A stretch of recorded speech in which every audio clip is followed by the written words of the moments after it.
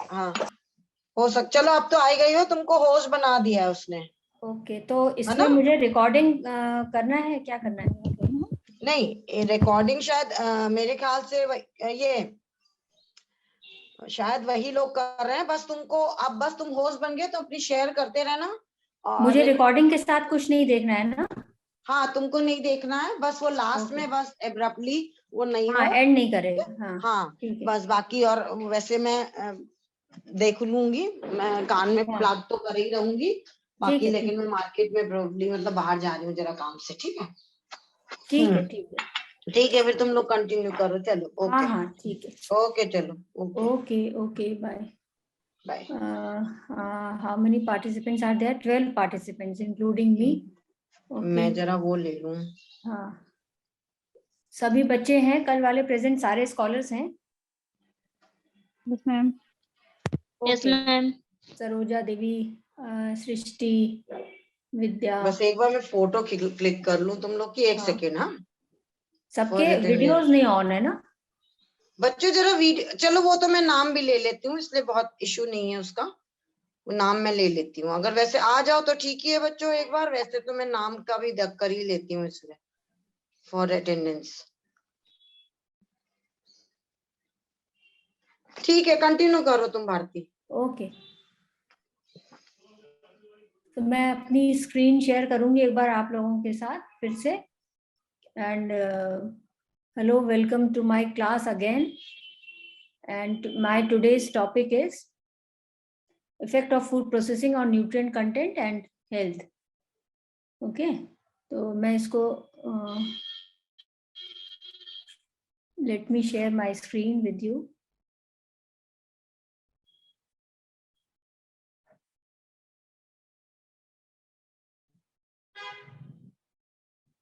Just a minute.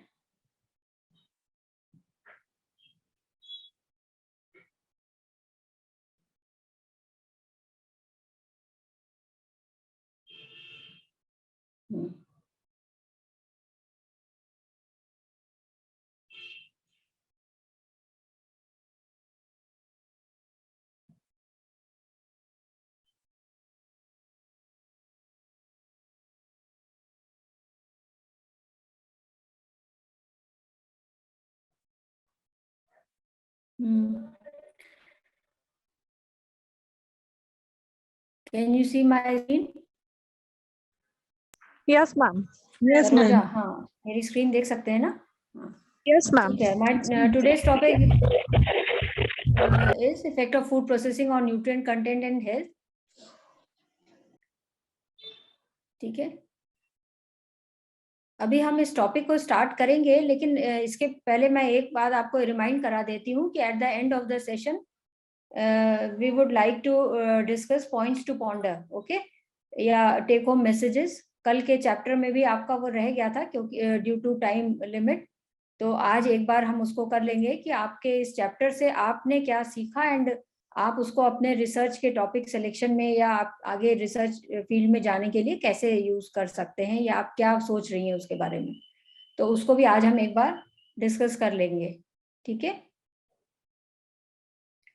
so let's start about today's topic। तो मैं आपको एक छोटा स्ट्रक्चर्ड इंट्रोडक्शन दे देती हूँ सबसे पहले, कि हम फूड प्रोसेसिंग के अपने भोजन पर होने वाले प्रभाव और अपने उसके कारण हमारे हेल्थ पर होने वाले प्रभाव को हम समझें। उसके लिए हमारे पूरे प्रेजेंटेशन को हम इस तरह से डिवाइड करेंगे कि पहले हम फूड प्रोसेसिंग समझेंगे, what is food processing is all about short में। उसके बाद सेकेंड सेक्शन में हम वन बाय वन सारे प्रोसेसेस लेंगे फूड प्रोसेसिंग में, जिसमें कि फूड अंडर प्रोसेसिंग जाता है, प्रसंस्करण होता है और हमारे पास डिफरेंट प्रोडक्ट्स के फॉर्म में आता है। और ये देखेंगे कि फूड प्रोसेसिंग क्या है, डिफरेंट प्रोसेसेस क्या हैं, और किस तरह से उस प्रोसेसिंग के कारण नेचुरल फूड में उपस्थित पौष्टिक तत्व प्रभावित हो जाते हैं, कम हो जाते हैं, नष्ट हो जाते हैं, या कोई प्रभाव नहीं होता। तो यही हमारा आज का टॉपिक है, जिसका सारांश मैंने अभी आपको दिया। तो now shall we start food processing. तो फूड प्रोसेसिंग क्या है, इसको समझने के लिए इसकी हम डेफिनेशन को सबसे पहले समझेंगे कि जितने भी एग्रीकल्चरल प्रोडक्ट्स होते हैं उसका ट्रांसफॉर्मेशन यानी उसका स्वरूप परिवर्तन होता है फूड प्रोसेसिंग के द्वारा, किसी एक भोजन के फॉर्म में, चाहे वो रेडी टू ईट हो या किसी अन्य फॉर्म में जिसको फर्दर प्रोसेसिंग की या कुकिंग की आवश्यकता हो। तो भोजन में इस प्रकार की जब प्रक्रियाएं की जाती हैं नेचुरल फूड प्रोडक्ट्स में, तो उसको फूड प्रोसेसिंग कहा जाता है। अब ये बहुत सिंपल फॉर्म में भी हो सकती है और कॉम्प्लेक्स फॉर्म में भी हो सकती है। सिंपल फॉर्म का एग्जाम्पल आप कैसे समझेंगे, जैसे गेहूं खेती के बाद आपको बालियों से गेहूं निकला, तो पहले उसको बालियों से निकाला गया, that is also a processing. उसके बाद वो मिलिंग में लाया गया और उसको ग्राइंड करके सिंपल फ्लोर में कन्वर्ट किया गया, आटे में कन्वर्ट किया गया। ये एक सिंपल प्रोसेसिंग नॉर्म है, क्योंकि आटा आगे चलकर अन्य व्यंजन में बहुत तरीके से प्रयोग किया जाता है। तो ये एक सिंपल प्रोसेसिंग का उदाहरण है। और उसी आटे से, व्हीट फ्लोर से, हम जब डिफरेंट फूड प्रोडक्ट्स बनाते हैं वो फर्दर कॉम्प्लेक्स इंडस्ट्रियल मेथड्स में इंक्लूड किया जाता है। तो that is also processing. Processing में भोजन अपने नेचुरल स्टेट से परिवर्तित अवस्था में आ जाता है। इस परिभाषा को भी हम फूड प्रोसेसिंग के अंतर्गत सम्मिलित करते हैं। यहाँ मैंने इस फर्स्ट स्लाइड में आपको कुछ एग्जांपल्स दिए हैं कि रॉ एग्रीकल्चरल कमोडिटीज जो होती हैं, जैसे गेहूं, दाल, सब्जियां, फल, ये किस प्रकार प्रोसेसिंग के अंतर्गत आती हैं और वो कौन कौन से कॉमन टर्म्स हैं जो हम अपने डेली लाइफ में देखते हैं और उसके बाद उन प्रोसेस्ड फूड को हम इस्तेमाल करते हैं। तो वो क्या है एग्जाम्पल इसके फूड प्रोसेसिंग के, सिंपल प्रोसेसिंग के, washing, cleaning, milling, cutting, chopping, grating, shredding, heating, pasteurisation, blanching, cooking, Canning, freezing, drawing, dehydration, mixing, packaging और अदर प्रोसीजर्स। अब इसमें जो पैकेजिंग है वो इंडस्ट्रियल में आ जाती है। बाकी जितने भी मैंने यहाँ टर्म्स आपको लिख कर दिए हैं इस फर्स्ट स्लाइड में, इनमें से ज्यादातर ऐसे हैं जो हम होम प्रोसेसिंग में भी यूज करते हैं, एक्सेप्ट पैस्चराइजेशन, कैनिंग और पैकेजिंग के। बाकी ज्यादातर होम प्रोसीजर्स हैं। फूड प्रोसेसिंग को फर्दर हम अगर समझें तो प्रोसेसिंग में जो अभी आपको मैंने टर्म्स बताए उसके अलावा और क्या क्या सम्मिलित हो सकता है, जिसको भी हम सम्मिलित करने के कारण भोजन को प्रोसेस्ड कहेंगे, वो ये होता है कि नेचुरल फूड की जो फॉर्म है, नेचुरल अवस्था है, उसमें यदि हम कोई अन्य पदार्थ मिक्स कर देते हैं, मिला देते हैं, तो वो भी प्रोसेसिंग के अंतर्गत ही इंक्लूड किया जाता है। जैसे डिफरेंट प्रिजर्वेटिव्स हम मिलाते हैं, फ्लेवर्स, आर्टिफिशियल फ्लेवर्स मिलाते हैं, या किसी नेचुरल प्रोडक्ट से ही फ्लेवर्स ऐड किए जाते हैं। जैसे आप देखते हैं गार्लिक हाईली फ्लेवर्ड मटेरियल है, या जितने स्पाइसेस एंड कॉन्डिमेंट्स हैं, तो फ्लेवरिंग एजेंट्स जब हम मिलाते हैं या अन्य न्यूट्रिएंट्स अगर हम ऐड करते हैं, डिफरेंट सब्सटेंसेस जब हम जो अप्रूव्ड हैं, जिनको की मान्यता प्राप्त है, वो हमारे लिए सेफ है कंजम्पशन के लिए, उनको जब हम ऐड करते हैं नेचुरल खाद्य पदार्थों में, और as simple as salt, sugar and fats जब इनको हम ऐड कर देते हैं अपने नेचुरल खाद्य पदार्थों में, तो ये जो प्रक्रिया है ये भी प्रोसेसिंग के अंतर्गत आती है। और यहाँ इस स्लाइड में मैंने कुछ एडिशनल प्रोसेसिंग टर्म्स भी लिखे हैं, क्योंकि वो भी प्रोसेसिंग में आते हैं। नॉर्मली हम लोग प्रोसेसिंग का जो अर्थ है वो हीट प्रोसेसिंग से लेते हैं, लेकिन हीट प्रोसेसिंग यानी ताप का प्रभाव, यही केवल प्रोसेसिंग नहीं है, बल्कि स्टोरिंग यानी भोज्य पदार्थों को संग्रहित करना, filtering, fermenting, extracting, concentrating, microwaving, baking, packaging, ये सब एडिशनल प्रोसेसिंग टर्म्स हैं जो कि फूड प्रोसेसिंग के अंतर्गत आते हैं।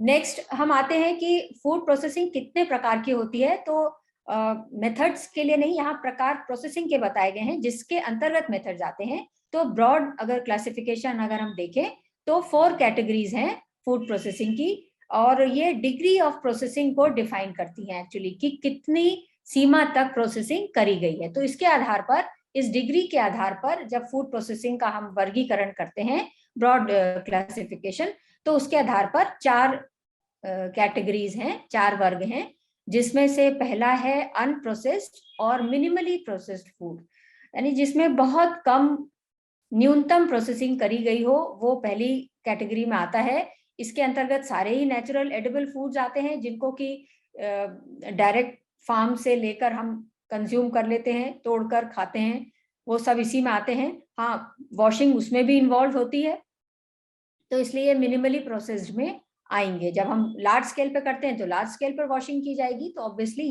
ये मिनिमली प्रोसेस्ड फूड है। इसी तरह जब हम कोई चीज डायरेक्टली नेचुरल खाते हैं तो उसमें क्लीनिंग और रिमूविंग इनएडिबल पोर्शंस भी होते हैं, जो हम नहीं खाने योग्य भाग होता है उसको हटा देते हैं या उसकी सफाई करते हैं, तो ये मिनिमली प्रोसेस्ड फूड में आते हैं। और इसके अंतर्गत आने वाले जो एग्जाम्पल्स हैं वो फ्रेश फ्रूट्स हैं, उनको आप साफ करते हैं, पत्तियां, स्टेम्स इत्यादि हटा देते हैं और खा लेते हैं। वेजिटेबल्स हैं बहुत सारी, इवन जैसे सैलेड वेजिटेबल्स हैं, आप ऐसे क्लीन करने के बाद आप उसको कंज्यूम कर सकते हैं। हाँ, कटिंग आ जाएगी तो उसमें कुछ और प्रोसेसिंग भी इन्वॉल्व हो गई। ऐसे ही होल ग्रेन्स हैं, आप उसको खाते हैं, जब उसको आप स्प्राउट करके खाएंगे तो एक और उसमें प्रोसेसिंग आ गई। नट्स हैं, आप क्लीनिंग करके खा सकते हैं। मीट के पोर्शंस हैं, रॉ मीट को अगर आप सिंपल रोस्ट कर लेते हैं और खा लेते हैं। इसी तरह मिल्क है, आप डायरेक्ट फ्रॉम एनिमल जब कंज्यूम करते हैं विदाउट बॉइलिंग तो भी वो मिनिमली प्रोसेस्ड फूड होता है। सेकंड कैटेगरी आती है प्रोसेस्ड culinary इंग्रेडिएंट्स, यानी ऐसे इंग्रेडिएंट्स, ऐसे सामग्रियां भोज्य पदार्थों की जो आपके रोजमर्रा के यानी दैनिक जीवन के भोजन पकाने के जो व्यंजन आप बनाते हैं उनमें वो इस्तेमाल होते हैं, प्रयोग में लाए जाते हैं, और उनमें प्रोसेसिंग बहुत हाई लेवल की नहीं होती है। कैटेगरी मिनिमली प्रोसेस से अधिक है, पर जो हाईली प्रोसेस्ड होते हैं उनसे कम है, वो प्रोसेस्ड culinary इंग्रेडिएंट्स के अंतर्गत आते हैं। और इसमें प्रेसिंग, रिफाइनिंग, ग्राइंडिंग, मिलिंग इत्यादि शामिल हो जाती है। जैसे आपका आटा है, ये आप रोज चपाती खाते हैं तो आटा भी एक प्रोसेस्ड फूड है, जिसमें कि हार्वेस्टिंग के बाद, डीहस्किंग के बाद, मिलिंग के बाद आपकी ग्राइंडिंग हो जाती है और आपको आटा प्राप्त हो जाता है। तो ये सेकेंडरी प्रोसेस्ड फूड प्रोडक्ट्स हैं या प्रोसेस्ड culinary इंग्रेडिएंट्स में आते हैं। ऐसे ही ऑयल्स आते हैं, जितने भी नट्स एंड ऑयल सीड से नट से ऑयल एंड फैट रिफाइनिंग के बाद लिया जाता है, वो सब इसके अंतर्गत आता है। तो ऑयल्स फ्रॉम प्लांट, सीड्स और नट्स, ये सब इसके एग्जाम्पल हैं। इवन हमारे जो दालें हैं, फ्लोर हैं, ये भी इसके अंतर्गत सम्मिलित किए जाते हैं प्रोसेस्ड culinary इंग्रेडिएंट्स के अंतर्गत। नेक्स्ट थर्ड कैटेगरी आती है, जिसमें कि डिग्री के अकॉर्डिंग, डिग्री ऑफ प्रोसेसिंग के अकॉर्डिंग प्रोसेस्ड फूड्स की। तो प्रोसेस्ड फूड्स क्या है कि जिनमें प्रोसेसिंग के साथ साथ एडेड सॉल्ट, शुगर, फैट्स को भी मिलाया जाता है, और they are usually made from 2 और 3 इंग्रेडिएंट, सिंगल इंग्रेडिएंट नहीं बल्कि 2 या 3 सामग्रियां, खाद्य सामग्रियों का मिश्रण होता है, तब वो भोज्य पदार्थ प्रोसेस्ड फूड के अंतर्गत आता है। जितने भी इसके एग्जाम्पल के तौर पर मैंने आपको यहाँ पिक्चर्स भी दिखाई हैं, कैंड फ्रूट्स और फ्रेश ब्रेड्स हैं, जिसमें आप देख रहे हैं कि सॉल्ट, शुगर, इवन फर्मेंटेशन, फिर बेकिंग इस्तेमाल है। जो आपको फ्रूट्स दिखाई दे रहे हैं, इसमें कैनिंग आई है, उसके पहले ऑब्वियसली ब्लांचिंग हुई होगी, इनको शुगर सोल्यूशन में रखा गया है या ब्राइनिंग की गई है, तो ये इसमें सॉल्ट, शुगर ऐड है। आपको बेकरी प्रोडक्ट्स दिखाई दे रहे हैं, इसमें फैट ऐड है, तो ये सब प्रोसेस्ड फूड में आते हैं। और यहाँ एग्जाम्पल उन्हीं पदार्थों का दिया गया है जो हम अपनी डेली लाइफ में रूटीन में इस्तेमाल करते हैं। तो हम इससे ये भी एक हमें आइडिया लगता है कि हम अपनी डेली लाइफ में कितना अधिक प्रोसेस्ड फूड अब डे बाय डे कंज्यूम कर रहे हैं, इनको अपने दैनिक जीवन में उपभोग में ला रहे हैं। क्योंकि इफेक्ट इसका जो न्यूट्रिएंट्स है उस पर पड़ने के लिए हमको ये भी समझना पड़ेगा कि इनकी कितनी बड़ी कैटेगरी है इन प्रोसेस्ड फूड की, जो हमारी डेली लाइफ का पार्ट बनती जा रही है। फोर्थ कैटेगरी आती है, फोर्थ टाइप के प्रोसेस्ड फूड है ultra processed food. Ultra processed food है हाईली प्रोसेस्ड, मतलब जिनमें प्रोसेसिंग बहुत अधिक करी जाती है, और ऑब्वियसली जितने भी कमर्शियली प्रोड्यूस्ड हैं या जो बहुत बड़े प्रोसेसिंग इक्विपमेंट जिनके लिए इस्तेमाल करने की आवश्यकता पड़ती है, तो वो सब अल्ट्रा प्रोसेस्ड फूड्स में आते हैं। और इनके तैयारी में बहुत सारे प्रोसेसिंग स्टेप्स होते हैं, कई चरणों में ये तैयार किए जाते हैं। इनमें मिक्सिंग भी बहुत अधिक होती है, चाहे वो आर्टिफिशियल कलर्स की हो, स्वीटनर्स की हो, प्रिजर्वेटिव्स की हो, और कल मैंने आपको जो एडिटिव्स बताए थे वो सारे एडिटिव्स की हो। इनमें से कुछ भी सारे से मेरा मतलब है कि 2 या 4 एडिटिव्स हों ताकि उनकी शेल्फ लाइफ बढ़ाई जा सके, स्वीटनर्स हों।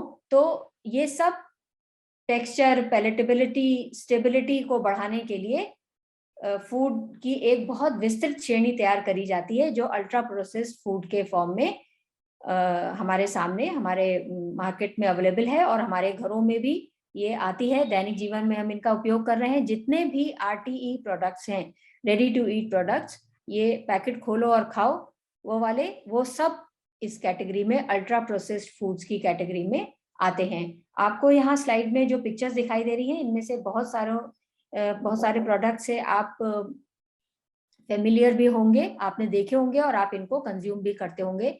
तो आप आप असेस कर सकते हैं कि हम अब कितना हाईली प्रोसेस्ड और अल्ट्रा प्रोसेस्ड फूड अपने डेली लाइफ में कंज्यूम कर रहे हैं। नेक्स्ट सेक्शन से अब हम स्टार्ट करेंगे। ये तो हो गया अभी आपका कि कितने प्रकार का फूड प्रोसेसिंग है। अब हम आ जाते हैं एक एक फूड प्रोसेसिंग का हम टाइप लेंगे, क्योंकि इस तरह से जब आप स्टडी करते हैं कि एक आप फूड प्रोसेसिंग को समझते हैं कि what is this processing is all about, तब आप ये समझ पाएंगे, आपके लिए समझना सरल हो जाएगा कि यदि इस प्रोसेसिंग में हीट यूज हुई है तो हीट लेबाइल न्यूट्रिएंट्स कौन से हैं, तो ऑब्वियसली उन पर उसका इफेक्ट, बैड इम्पैक्ट आएगा। और कुछ ऐसे हैं न्यूट्रिएंट जो कि जिन पर हीट का उतना अधिक प्रभाव नहीं पड़ता, तो वो रिटेन हो जाएंगे। तो इस तरह से हम एक एक प्रोसेस को पहले समझें कि वो प्रोसेस क्या है, उसमें कौन सी प्रक्रिया प्रयुक्त होती है, तब कहीं जाकर हम न्यूट्रिएंट्स के ऊपर उस प्रोसेस का, उस फूड प्रोसेसिंग का प्रभाव समझ सकते हैं कि कितना न्यूट्रिएंट लॉस होगा या कितना रिटेंशन हो पाएगा, कौन सा हमारे हेल्थ के लिए बहुत अधिक हानिकारक है, कौन सा फूड प्रोसेस, और कौन सा ऐसा है जिसमें कि हम रिटेंशन कर सकते हैं और जिनका इस्तेमाल हम आसानी से कर पाएंगे। तो इस सेक्शन में अब हम एक एक करके फूड प्रोसेसिंग के बारे में पढ़ेंगे। तो इसमें हम पहले आ जाते हैं हीट प्रोसेसिंग, यानी तापीय प्रभाव, ताप का प्रभाव, ऐसे प्रोसेसेस, ऐसे परिस्थितियां जिसमें कि ताप को इस्तेमाल किया जाता है। तो इसमें सबसे पहला है ब्लांचिंग। ब्लांचिंग, जब आपने अगर कभी फूड प्रिजर्वेशन का कोर्स किया हो या घर में भी जब आप कोई अचार बनाने जाते हैं या आप कैनिंग, बॉटलिंग करने जाते हैं, तो आप ब्लांचिंग करके और उसके बाद आप फर्दर प्रिजर्वेशन प्रोसेस करते हैं। तो ब्लांचिंग है क्या? ये सिंपल बॉइलिंग वाटर में कुछ समय के लिए 1 to 3 मिनट्स के लिए भोज्य पदार्थ को उसमें इमर्स करके रखना और उसके बाद रिमूव कर लेना, ब्लांचिंग कहलाता है। अब इससे होता क्या है, थोड़ी देर के लिए बॉइलिंग वाटर में इमर्स करने से क्या फायदे हैं कि ये जो नेचुरल एंजाइम्स जो फूड प्रोडक्ट्स के अंदर उपलब्ध हैं, उपस्थित होते हैं, ये इनएक्टिवेट हो जाते हैं। इनके निष्क्रिय होने के कारण जो अंदर की एक्टिविटीज हैं, जो ग्रोइंग एक्टिविटीज हैं, वो चेक हो जाती हैं, वो रुक जाती हैं। तो फर्दर फूड प्रोडक्ट्स का डिटेरियोरेशन स्टॉप हो जाता है वहीं पर। और उसके बाद जब हम फर्दर प्रोसेसिंग करते हैं तो उस प्रोसेस, जो जितनी भी सबसीक्वेंट प्रोसेसिंग होगी, वो फिर शेल्फ लाइफ को और भी अधिक इंक्रीज कर देगी। तो इसके लिए ब्लांचिंग करना आवश्यक होता है। ऑब्वियसली ये एक हीट प्रोसेसिंग है, ये एंजाइम्स को इनएक्टिवेट करती है, जिससे कि हमारे जो खाद्य पदार्थ हैं इसके बहुत कुछ फ्लेवर्स और कलर्स पर इसका प्रभाव आता है, और विटामिन लॉसेस भी होते हैं, क्योंकि हमें पता है जहां पर भी हम हीट से विटामिन लॉसेस की बात करते हैं, वहां सबसे पहले हमारे माइंड में कौन से विटामिन का नाम आता है? स्कॉर्बिक एसिड का नाम आता है, विटामिन सी का, क्योंकि एक हीट बाइल विटामिन है। तो इसका प्रभाव सीधे सीधे विटामिन सी पर होता है। और यदि हम इसके बाद सब्सीक्वेंट प्रोसेसिंग और स्टोरेज प्लान्स भी अगर हमारे हैं, तब विटामिन सी पर इसका प्रभाव आगे भी हम देखेंगे कि क्या होगा। तो ब्लांचिंग के बारे में हम करते हैं कि ब्लांचिंग और भी क्या काम करती है। एंजाइम्स को इनएक्टिवेट करने के साथ साथ ये जो भोज्य पदार्थों में की जो नेचुरल संरचना है, उसमें जो ऊतकीय संरचना है, उनके अंदर से ये एयर को भी रिमूव करती है, जिससे कि ऑक्सीजन रिमूव होती है। ऑक्सीजन के रिमूव होने के कारण प्रोडक्ट की क्वालिटी और शेल्फ लाइफ बढ़ जाती है। ये कुछ कंटेमिनेटिंग माइक्रो ऑर्गेनिज्म जो नेचुरल फूड में उपस्थित होते हैं या सराउंडिंग्स में उपस्थित होते हैं, उनको किल करते हैं, डिस्ट्रॉय करती है, जिससे कि भोज्य पदार्थ की जो शेल्फ लाइफ है, उसके ठीक रहने की जो अवधि है, उसको हम बढ़ा सकते हैं। तो ये बहुत कॉमन एक हीट प्रोसेसिंग का टाइप है, ब्लांचिंग। नेक्स्ट आ जाते हैं कमर्शियल स्टेरिलाइजेशन। स्टेरिलाइजेशन जो वर्ड है, ये अपने आप में रिमूविंग ऑफ माइक्रो ऑर्गेनिज्म को ही डिनोट करता है। कमर्शियली जब ये किया जाता है तो वो प्रोसेस कमर्शियल स्टेरिलाइजेशन कहलाता है। तो ये स्पेसिफिकली डिजाइन होता है, हर प्रोडक्ट के लिए अलग अलग प्रकार का होता है, और कंटेनर भी इसमें अलग अलग तरह के इस्तेमाल किए जाते हैं, जिससे कि अगर कैन फूड प्रोडक्ट हम इस्तेमाल कर रहे हैं तो वो आगे चलकर किसी प्रकार की टॉक्सिसिटी ना उत्पन्न करें या फूड पॉइजनिंग जैसे अक्सर सुनाई देती है, वो ना हो। तो पब्लिक हेल्थ कंसर्न को ध्यान में रखते हुए कमर्शियल स्टेरिलाइजेशन किया जाता है। कंटेनर्स का भी होता है और अपने आप में कंप्लीट कैंड फूड प्रोडक्ट का भी होता है।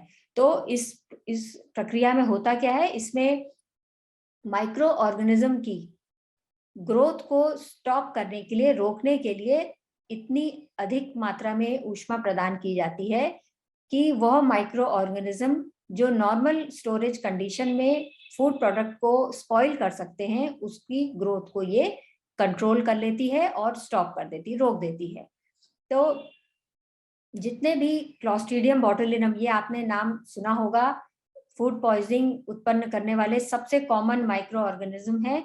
इसको भी ये आगे मल्टीप्लाई करने और टॉक्सिन उत्पन्न करने, जर्मिनेट करने से रोक देता है। तो कमर्शियल स्टेरिलाइजेशन अपने आप में एक बहुत इंपॉर्टेंट और बहुत महत्वपूर्ण एक हीट प्रोसेसिंग है, जो पब्लिक हेल्थ के लिए बहुत लाभदायक है। और ये high temperature short time HTST techniques के साथ ही एसेप्टिक पैकेजिंग को इंक्लूड करते हुए ये की जाती है। एसेप्टिक पैकेजिंग का मतलब ही है कि रिमूवल ऑफ माइक्रो ऑर्गेनिज्म, पूरी तरह से हाइजीनिकली ये प्रक्रिया होती है जो कमर्शियली अप्लाई की जाती है। नेक्स्ट हीट प्रोसेसिंग के एग्जांपल में हम आ जाते हैं after commercial sterilisation, aseptic packaging. तो ये एग्जांपल है हीट प्रोसेसेस के। Aseptic packaging, it is developed to overcome problems of heat transfers. तो ये जितने भी जब कैनिंग की प्रक्रिया में हीट ट्रांसफर करी जाती है, तो लगातार कैनिंग को, जो कैनिंग प्रक्रिया है उसमें जितने भी कैन्स हैं या जो डिब्बा बंदी होती है, उनमें किस प्रकार हाइजीनिकली यानी पूर्ण रूप से सुरक्षित और साफ सफाई से परिपूर्ण पैकेजिंग की जाए, इसके लिए एसेप्टिक पैकेजिंग जो बड़े कमर्शियल ऑर्गेनाइजेशन होते हैं उनमें इस्तेमाल की जाती है, जहां क्विकली हीट एक्सचेंजर के थ्रू, मतलब बहुत जल्दी ये प्रक्रिया होती है, जिसमें कि मिनिमम टच होता है किसी अदर सब्सटेंसेस के साथ, और हीट एक्सचेंजर्स में ये जो कैन्स हैं इनको क्विकली एक के बाद एक ट्रांसफर किया जाता है और भोज्य पदार्थों को माइक्रो ऑर्गेनिज्म से फ्री बनाया जाता है। इसी के अंतर्गत हीट प्रोसेसिंग में फ्लैश प्रोसेस भी इस्तेमाल किया जाता है। फ्लैश का मतलब ही है एक चमक। तो चमक का तात्पर्य यहाँ पर इस बात से है, ये टर्म इसलिए दिया गया है कि बहुत कम समय में और अत्यधिक प्रेशर के साथ भोज्य पदार्थ को प्रभावित किया जाता है अंडर हीट। तो इसमें जो फूड प्रोडक्ट है उसका जो तापमान है जिस माध्यम में वो है, वो इतना अधिक बढ़ जाता है कि it requires very less time for heat processing. तो इसमें बहुत कम समय की आवश्यकता पड़ती है, क्योंकि ताप अंडर प्रेशर दिया जाता है, जो टेम्परेचर है वो अंडर प्रेशर दिया जाता है। तो फ्लैश प्रोसेस ये भी HTST टेक्निक्स में से एक टेक्निक है। फिर आ जाते हैं पेस्चराइजेशन में। पेस्चराइजेशन, आप जितना भी आजकल मार्केट में अवेलेबल है। मॉर्निंग में हम सभी देखते हैं, हम लोगों के यहाँ भी पैकेट वाले ही मिल्क अब आने लगा है और इसको सेफ भी समझा जाता है। उसका रीजन ये है कि ये सब पैस्चराइज्ड होता है। आप उसके पैकेट को, उसकी लेबलिंग को पढ़ सकते हैं, मिल्क पैकेट्स की पैस्चराइज लिखा रहता है। पैस्चराइजेशन के भी डिफरेंट ट्रीटमेंट्स हैं। लो टेम्परेचर जिसमें थोड़ा समय ज्यादा होता है, ये होल्डिंग मेथड कहलाता है, जिसमें लगभग 30 मिनट्स का टाइम लगता है। इसमें भी HTST मेथड है, high temperature short time method, जिसमें तापमान बढ़ा देते हैं पर उसमें समय कम हो जाता है। और एक अल्ट्रा हाई UHT मेथड है, अल्ट्रा हाई टेम्परेचर मेथड, जिसमें फ्यू सेकंड्स के लिए बहुत अधिक तापमान के अंतर्गत मिल्क को प्रोसेस किया जाता है। और ये तीनों ही मेथड बेसिकली माइक्रो ऑर्गेनिज्म जो हार्मफुल हो सकते हैं ह्यूमन हेल्थ के लिए, उससे मिल्क को फ्री करने के लिए होता है। और ये सब हमें ध्यान रखना पड़ेगा कि मिल्क अपने आप में एक हाईली पेरिशेबल फूड आइटम है, तो इसके लिए हमें पैस्चराइजेशन की आवश्यकता होती है। नीचे मैंने एक छोटे से डायग्राम में दोनों मेथड भी आपको, होल्डिंग मेथड और फ्लैश मेथड भी, HTST मेथड भी एक डायग्राम के थ्रू बताया है, तो आप उसको जब स्लाइड्स मिलेंगी तो अलग से भी पढ़कर देख सकते हैं। नेक्स्ट आता है इफेक्ट ऑफ हीट प्रोसेसिंग और न्यूट्रिएंट्स। तो जितने अभी हम लोगों ने बात करी हीट प्रोसेसिंग की, अलग अलग टाइप की हीट प्रोसेसिंग की, तो उन सब में आपने देखा कॉमन क्या है, हाई टेम्परेचर। टाइम अलग अलग हो सकता है अकॉर्डिंग टू फूड स्टफ, कैसा भोजन है जिसको हमें प्रोसेस करना है, वो टाइम अलग उनके अनुसार, उनकी नेचर के अनुसार टाइम अलग अलग हो सकता है। लेकिन सब में एक कॉमन फैक्टर है, और कॉमन फैक्टर क्या है, उनको अधिक तापमान से निकाला जा रहा है, उनको प्रभावित किया जा रहा है, जिससे कि माइक्रो ऑर्गेनिज्म से फ्री किया जा सके। तो अब यहाँ पर बात आती है कि चाहे कुकिंग हो, ब्लैंचिंग हो, पैस्चराइजेशन हो या स्टेरिलाइजेशन हो, इन सब में टाइम, टेम्परेचर वेरी कर सकता है। क्या प्रभाव पड़ेगा पौष्टिक तत्वों पर? तो पौष्टिक तत्वों में हम मेन जितने भी हैं हमारे मैक्रो न्यूट्रिएंट्स हैं, उनकी पहले बात करें तो कार्बोहाइड्रेट्स पर बहुत विशेष प्रभाव तो नहीं पड़ता है इसका। हाँ, अगर लंबे समय तक करते हैं तो कैरेमलाइजेशन होता है। कैरेमलाइजेशन आप कार्बोहाइड्रेट में पढ़ चुके होंगे, ब्राउनिंग रिएक्शन होती है, रिड्यूसिंग शुगर्स जो है वो कलर चेंज करती हैं। ये कैरेमलाइजेशन आपकी हेल्थ पर विशेष प्रभाव तो नहीं डालता, लेकिन कैरेमलाइजेशन कभी कभी अनडिजायरेबल इफेक्ट होता है, जो कि हीट प्रोसेसिंग के कारण फूड प्रोडक्ट में हो जाता है। जैसे आपसे कहा जाए कि इसका एक होम प्रिपरेशन में एग्जांपल है कि जब आप कोई डिश बना रहे होते हैं जिसमें शुगर ऐड करी जाए, तो कहते हैं पहले आपको जितनी थिकनिंग चाहिए उस प्रोडक्ट की, जैसे खीर बना रहे हैं आप, तो जितनी कंसिस्टेंसी आपको चाहिए, तो पहले आपसे कहते हैं कि आप उसको उतनी देर तक आप सिमरिंग में, जो खतकाना जिसको कहते हैं, आप कर लीजिए, उसके बाद शुगर ऐड करिए। उसका रीजन ही यह है कि अगर आप माध्यम में शुगर मिला देंगे तो हीट के इस्तेमाल के कारण, लंबे समय तक इस्तेमाल के कारण ब्राउनिंग रिएक्शन, कैरेमलाइजेशन स्टार्ट हो जाता है और आपका जो रेसिपी है उसमें ब्राउन कलर आना शुरू हो जाता है। तो कभी कभी ये डिजायरेबल होता है और कभी कभी अनडिजायरेबल होता है, जहां पर आपको नहीं चाहिए। और डिजायरेबल में तो कभी कभी कैरेमलाइजेशन किया जाता है, शुगर को हीट करके ब्राउन कलर का करके मिक्स किया जाता है वेरियस रेसिपीज में। बेकरी इंडस्ट्री में तो कैरेमलाइज शुगर का बहुत अधिक इस्तेमाल होता है। तो ये जो रिएक्शन है ये हीट प्रोसेस के कारण होती है कार्बोहाइड्रेट्स में। हेल्थ पर कोई इसका बहुत अधिक प्रभाव नहीं है। हाँ, अगर कैरेमलाइजेशन से भी अगर हाई डिग्री पर अगर हीटेड होंगे कार्बोहाइड्रेट, तो उनमें फिर बर्निंग की स्मेल आनी स्टार्ट हो जाती है, बर्निंग स्मेल आती है, जो कि अनडिजायरेबल इफेक्ट होती है। और कार्बोहाइड्रेट्स पर एक और प्रभाव देखा गया है कि जो स्टार्चेस होते हैं, जो एक कॉम्प्लेक्स कार्बोहाइड्रेट का एग्जाम्पल है, इनकी डाइजेस्टिबिलिटी इंक्रीज हो जाती है क्योंकि जिलेटिनाइजेशन होता है। अब ये डिपेंड करता है कि आपको स्टार्चेस को कब तक और कितनी देर तक कुक करना है। तो डाइजेस्टिबिलिटी इंक्रीज हो जाना एक पॉजिटिव इम्पैक्ट है हीट प्रोसेसिंग का ऑन कार्बोहाइड्रेट्स। सेकंड, मैक्रोन्यूट्रिएंट पर हम आते हैं। Effect of heat processing on nutrients. Proteins पर क्या प्रभाव है?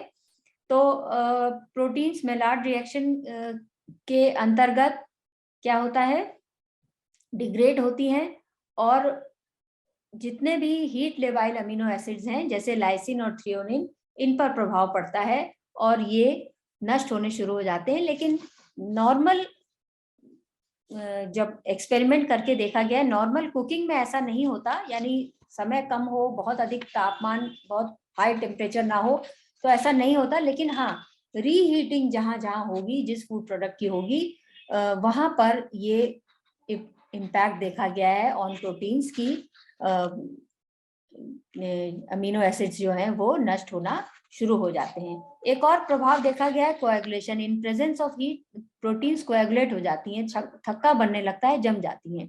तो कहीं कहीं ये डिजायरेबल इम्पैक्ट होता है और कहीं कहीं इन अनडिजायरेबल होता है। डिजायरेबल वहां है जहां पर जैसे आपको एक कुकरी में जरूरत है कि आप माध्यम को थिक करना चाहते हैं तो आप उसमें हीट प्रोवाइड करते हैं। लेकिन कहीं कहीं जहां पर आपको ऐसा नहीं चाहिए और आप हीट को और अधिक बढ़ा रहे हैं या लंबे समय तक कर रहे हैं, तो वहां पर हीट न केवल प्रोटीन्स न केवल कोएगुलेट होती हैं बल्कि हार्डन होनी शुरू हो जाती हैं। वो एक अनडिजायरेबल इम्पैक्ट होता है न्यूट्रिएंट्स पर अगर लॉसेस देखा जाए तो बहुत अधिक प्रोटीन्स के नहीं होते हैं।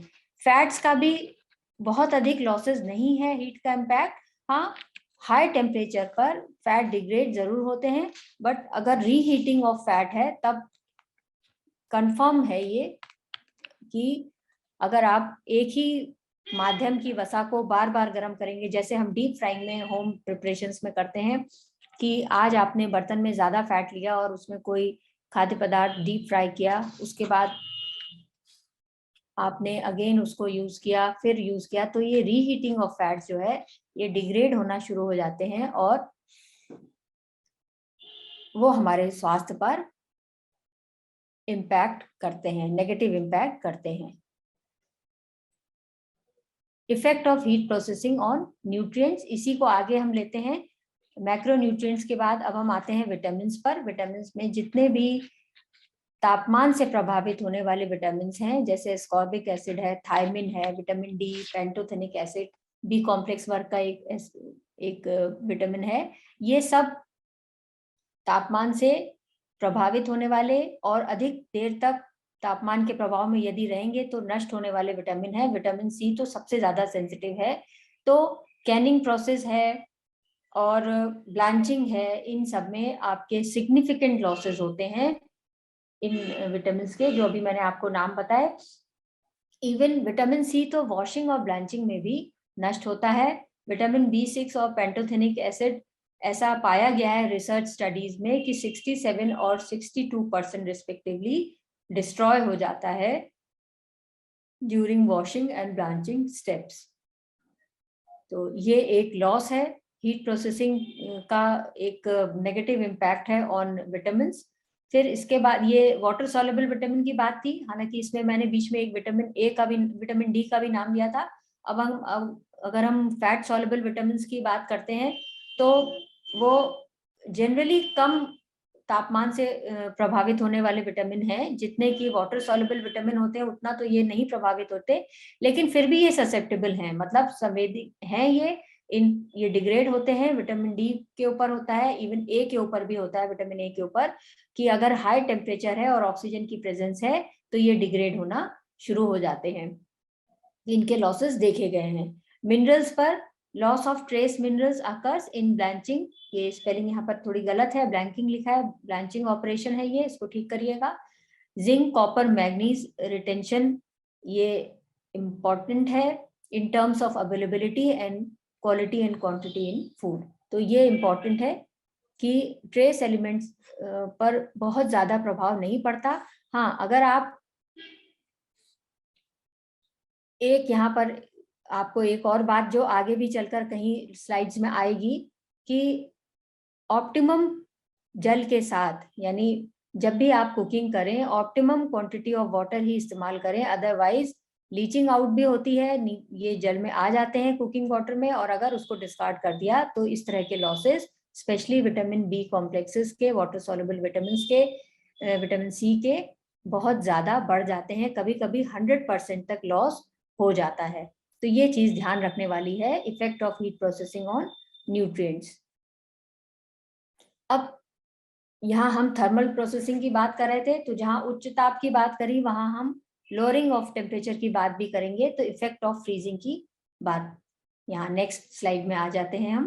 फ्रीजिंग क्या है? इस मेथड में nutrient pre freezing treatment stage में प्रभावित होते हैं और उसके बाद जब फ्रीज कर लिए जाते हैं तो फ्रोजन स्टेज में जब स्टोरेज किए जाते हैं और थॉइंग की स्टेज में प्रभावित होते हैं। यानी यहाँ पर 3 प्रकार से प्रभाव पड़ता है। किसी खाद्य पदार्थ को जब हम फ्रीज करने चलते हैं तो थोड़ा सा प्री ट्रीटमेंट भी होता है, वहां नष्ट होते हैं, प्रभाव आता है न्यूट्रिएंट्स पर। उसके बाद फ्रोजन स्टेज में जब स्टोर कर देते हैं उनको, वहां प्रभाव पड़ता है। और थॉइंग करते हैं, यानी जब उसको वापस नॉर्मल टेम्परेचर पर लाते हैं यूज करने के लिए, वापस खाने के इस्तेमाल करने के लिए, तो थॉइंग स्टेज में भी लीचिंग आउट हो सकती है और लॉसेस हो सकते हैं। तो effect of freezing in 3 terms में इसको हम यहाँ समराइज कर रहे हैं। तो अब आ जाते हैं कि कौन से न्यूट्रिएंट्स पर फ्रीजिंग का क्या प्रभाव है।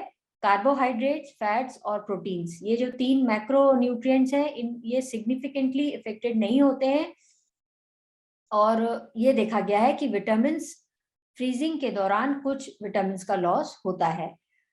प्री फ्रीजिंग ऑपरेशंस जितने भी हैं, अभी जो हम लोगों ने बात करी हीट प्रोसेसिंग की, तो वो अगर उनमें की जा रही है जिसमें हाई टेम्परेचर से वो इफेक्ट हो रहे हैं, जैसे ब्लैंचिंग हो रही है, तो ब्लैंचिंग में हम जब हॉट वाटर में डिप करेंगे तो वहां substantial losses water soluble vitamin का होगा। और जिसमें कि विटामिन सी का लॉस 21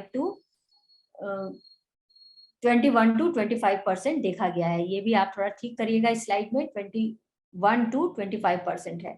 और विटामिन B1 9 to 11% लॉस देखा गया है थायमिन का, और नियासिन का लगभग 30% लॉस देखा गया है। ये है effect of freezing.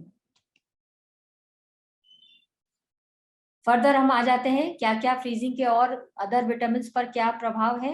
Vitamin B2 riboflavin loss होता है 14 to 19%। और स्टोरेज अगर हम फ्रीजिंग अवस्था में करते हैं, फ्रीज्ड अवस्था में, तो इसका जो लॉसेस हैं वो और बढ़ जाते हैं प्री ट्रीटमेंट की वजह से, टाइप ऑफ पैकेजिंग की वजह से और स्टोरेज कंडीशंस की वजह से। तो अगर बहुत अधिक लाइट का इम्पैक्ट है, अगर वहां पर स्टोरेज जो फ्रीजिंग स्टोरेज टेम्परेचर को प्रॉपर्ली मेंटेन नहीं किया जा रहा है, तो विटामिन B2 के लॉसेस और अधिक इंक्रीज हो जाते हैं। थॉइंग का क्या प्रभाव होता है? यानी जब हम उस फ्रीज प्रोडक्ट को खाने के लिए इस्तेमाल करने के लिए फ्रीजिंग कंडीशन से बाहर लाते हैं और उसको नॉर्मल टेम्परेचर पर लाकर फर्दर प्रोसेसिंग जैसे कुकिंग इत्यादि करते हैं, तो वो बीच की प्रक्रिया थॉइंग कहलाती है। तो उसमें क्या होता है, यहाँ पर लॉसेस तो स्मॉल होते हैं, लेकिन जब थॉ एक्सुडेट जो होता है, मीन्स जो थॉइंग करने से जो जल का वापस कंडेंसेशन होता है और वो उस फूड प्रोडक्ट में से निकलता है, जो उसी का ही जल होता है, अगर उसमें वाटर सॉल्युबल विटामिन मिनरल्स हैं और अगर आपने इस एक्सुडेट को डिस्कार्ड कर दिया, तो जितना आप उसको डिस्कार्ड करेंगे उतना ही उसी प्रोपोर्शन में विटामिन के और मिनरल्स के लॉसेस बढ़ जाएंगे। तो वाटर सॉल्युबल विटामिन और मिनरल्स के लॉसेस थॉइंग से अधिक हो जाते हैं। अगर हमने ध्यान से किसी ऐसे पैन में थॉइंग करनी चाहिए जिससे कि उस एक्सुडेट के साथ ही हम कुकिंग कर लें, या जब जिस भी प्रोसेसिंग से आगे हमें उस भोजन को ले जाना है उसमें उस एक्सुडेट के साथ ही हम उसको लेकर जाएं, तब तो हम इसको रिटेन कर सकते हैं। अदरवाइज अगर हम इसको डिस्कार्ड करेंगे तो हम थॉइंग लॉसेस सफर करेंगे। नेक्स्ट न्यूट्रिएंट है मिनरल। ज्यादातर मिनरल छोटे अमाउंट में ही जाते हैं, वेस्ट होते हैं। अब अगर स्टीम ब्लैंचिंग हुई है, अगर वाटर ब्लैंचिंग हुई है, इस तरह के अगर प्रोसेसिंग हुई है, तो और अगर जो फ्रूट्स या वेजिटेबल्स है उनको कट करके डाला गया है, यानी जो उनका इम्पैक्ट एरिया है, सरफेस एरिया अगर वो बड़ा है, तब वहां पर लॉसेस बढ़ जाते हैं। और ये देखा गया है कि मिनरल्स के पॉइंट ऑफ व्यू से स्टोरेज के समय पर आयरन के लॉसेस देखे गए हैं कि आयरन लॉस होता है। फ्रीज ड्राइंग नेक्स्ट मेथड आ जाता है तापीय प्रभाव में, जिसमें कि लोअरिंग टेम्परेचर है फ्रीज ड्राइंग। इसमें क्या है, इस प्रोसेसिंग में वाटर रिमूवल प्रोसेस है। ये जितने भी पेरिशेबल फूड आइटम्स हैं उसकी शेल्फ लाइफ को बढ़ाने के लिए ये मेथड फ्रीज ड्राइंग का इस्तेमाल किया जाता है, और फ्रीज ड्राइंग के बाद इनको ट्रांसपोर्टेशन के लिए भी तैयार किया जाता है। और एक स्पेशल वैन्स होती हैं जिसके अंदर बहुत लो टेम्परेचर मेंटेन किया जाता है और इनको एक स्थान से दूसरे स्थान पर फ्रीज ड्राइड फूड प्रोडक्ट को ट्रांसपोर्ट किया जाता है। तो इसमें प्रेशर को, जो सराउंडिंग्स हैं फूड प्रोडक्ट्स की, उसमें प्रेशर को लोअर करते हैं, रिड्यूस करते हैं और हीट को ऐड करते हैं, जिससे कि जो फूड प्रोडक्ट का वाटर है वो क्या होता है, वो डायरेक्टली वेपर कंडीशन में आकर चेंज हो जाता है और फ्रीजिंग स्टार्ट हो जाती है। तो इससे क्या है, ड्राइंग टाइम 30% कम हो जाता है और फिर उसके बाद लोअरिंग ऑफ टेम्परेचर से भोजन को फ्रीज कर दिया जाता है। तो इसमें तीनों ही चीजें हो गई, एक बार हीट अप्लाई हुई, प्रेशर अप्लाई हुआ, टाइम जरूर कम लगा, लेकिन उसके बाद फ्रीजिंग हुई। तो इसका जो इम्पैक्ट है वो अलग अलग न्यूट्रिएंट के ऊपर देखा गया है फ्रीज ड्राइंग मेथड का, और ये आजकल बहुत कॉमन है। इससे बहुत रिमोट प्लेसेस में भी और एक्सपोर्ट इंपोर्ट में भी फ्रीज ड्राइड प्रोडक्ट भेजे जा रहे हैं एक कंट्री से दूसरी कंट्री में। बहुत मतलब एक्सटेंसिवली इस मेथड का इस्तेमाल हो रहा है, इसलिए इसका इम्पैक्ट देखना भी आवश्यक है।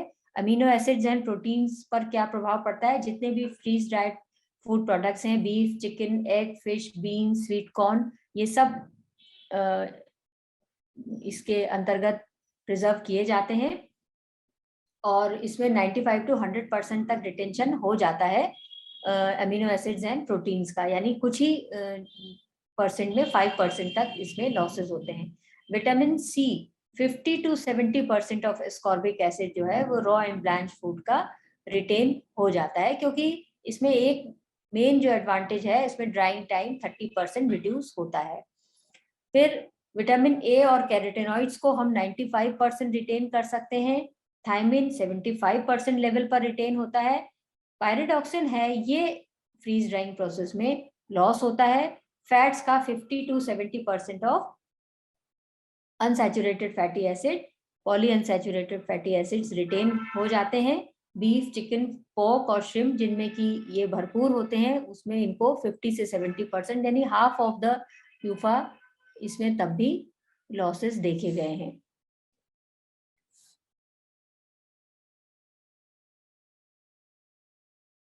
एक बार मैं यहाँ बीच में रुकना चाहूंगी, क्लास में सब हैं? Yes ma'am. आप सुन रहे हैं? Kanchan Verma, Saroja Devi, Pratima yes Verma, ma'am. Yes ma'am. और कुछ नोट भी करते जा रहे हैं? यस मैम। ठीक है, तो अब हम नेक्स्ट कैटेगरी में आते हैं, effect of irradiation. Ionising radiation का क्या क्या प्रभाव पड़ता है इससे? तो ये भी एक तरह से सेम इफेक्ट इसका है, जैसे हीट ट्रीटमेंट का होता है उसी प्रकार आयोनाइजिंग रेडिएशन का भी प्रभाव पड़ता है। इसमें टेम्परेचर नहीं बढ़ता, बल्कि इसलिए जो ये मेथड है रेडिएशन का, जिसमें स्टेरिलाइजेशन हो जाता है फूड प्रोडक्ट का, यानी फ्री फ्रॉम माइक्रो ऑर्गेनिज्म, तो इसको कोल्ड स्टेरिलाइजेशन भी कहा जाता है। उसमें वो हीट स्टेरिलाइजेशन था, ये cold sterilisation, because it do not impact rise in temperature. तो इसका इरेडिएशन का जो इफेक्ट है वो कैसे होता है, ये फूड प्रोडक्ट के अंदर जो वाटर मॉलिक्यूल्स हैं उनको एक्टिवेट कर देता है, और इतना उनकी गति बढ़ जाती है कि जो वाटर एक्टिवेशन से जितने भी अंदर एंजाइम हैं जो फूड प्रोडक्ट को खराब करने के लिए रिस्पॉन्सिबल हैं, वो सिस्टम इनएक्टिवेट हो जाता है। ना केवल जो भोजन के अंदर है, बल्कि जो उसके सराउंडिंग्स भी माइक्रोबियल कंटामिनेंट्स हैं, वो भी इस रेडिएशन इफेक्ट के द्वारा स्टेरिलाइज हो जाता है। तो ये भी रेडिएशन भी आजकल नई टेक्निक है, बहुत अधिक प्रयोग में लाई जा रही है फूड प्रोसेसिंग में। और जो डोजेज हैं, इसमें सबसे ज्यादा ध्यान रखने वाली बात यह है, अभी तक के जो हम लोग ने हीट ट्रीटमेंट की बात करी उसमें हम डिग्री फ़ारेनहीट में बात करते हैं जब टेम्परेचर को बढ़ाते हैं, या टेम्परेचर की हमने कम करने की बात करी, वहां भी हम टेम्परेचर कंट्रोल करते हैं, टाइम देखते हैं। यहाँ पर इरेडिएशन में हम इसकी एनर्जी जो फूड द्वारा एब्जॉर्ब करी जाती है उसको एक्सप्रेस करते हैं रैड्स में या ग्रे में, जिसको डिनोट किया जाता है कैपिटल जी स्मॉल वाई से, जी वाई से। तो रैड्स क्या है, रेडिएशन एब्जॉर्ब डोज है। तो किसी भी फॉर्म में तो 1 ग्रे इज इक्वल टू 100 रैड्स होता है। तो रैड्स में ही इसकी यूनिट्स है, इसको बोला जाता है। तो जैसा भोज्य पदार्थ है और जितने समय तक उसको इस रेडिएशन का इम्पैक्ट देना है तो उसकी डोजेस को उसी के अकॉर्डिंग सेट किया जाता है और इंडस्ट्रियल इसका इस्तेमाल होता है। जैसा मैंने अभी कहा कि इसकी डोजेस निर्धारित करी जाती हैं, तो क्वालिटी, न्यूट्रिशनल क्वालिटी भोजन की उसी के अनुसार ही प्रभावित होती है। जितनी अधिक हायर डोज होंगी उतने ज्यादा न्यूट्रिशनल डिस्ट्रक्शन होंगे, और जितनी लोअर डोज होगी उतने कम न्यूट्रिशनल डिस्ट्रक्शन दिखाई देते हैं।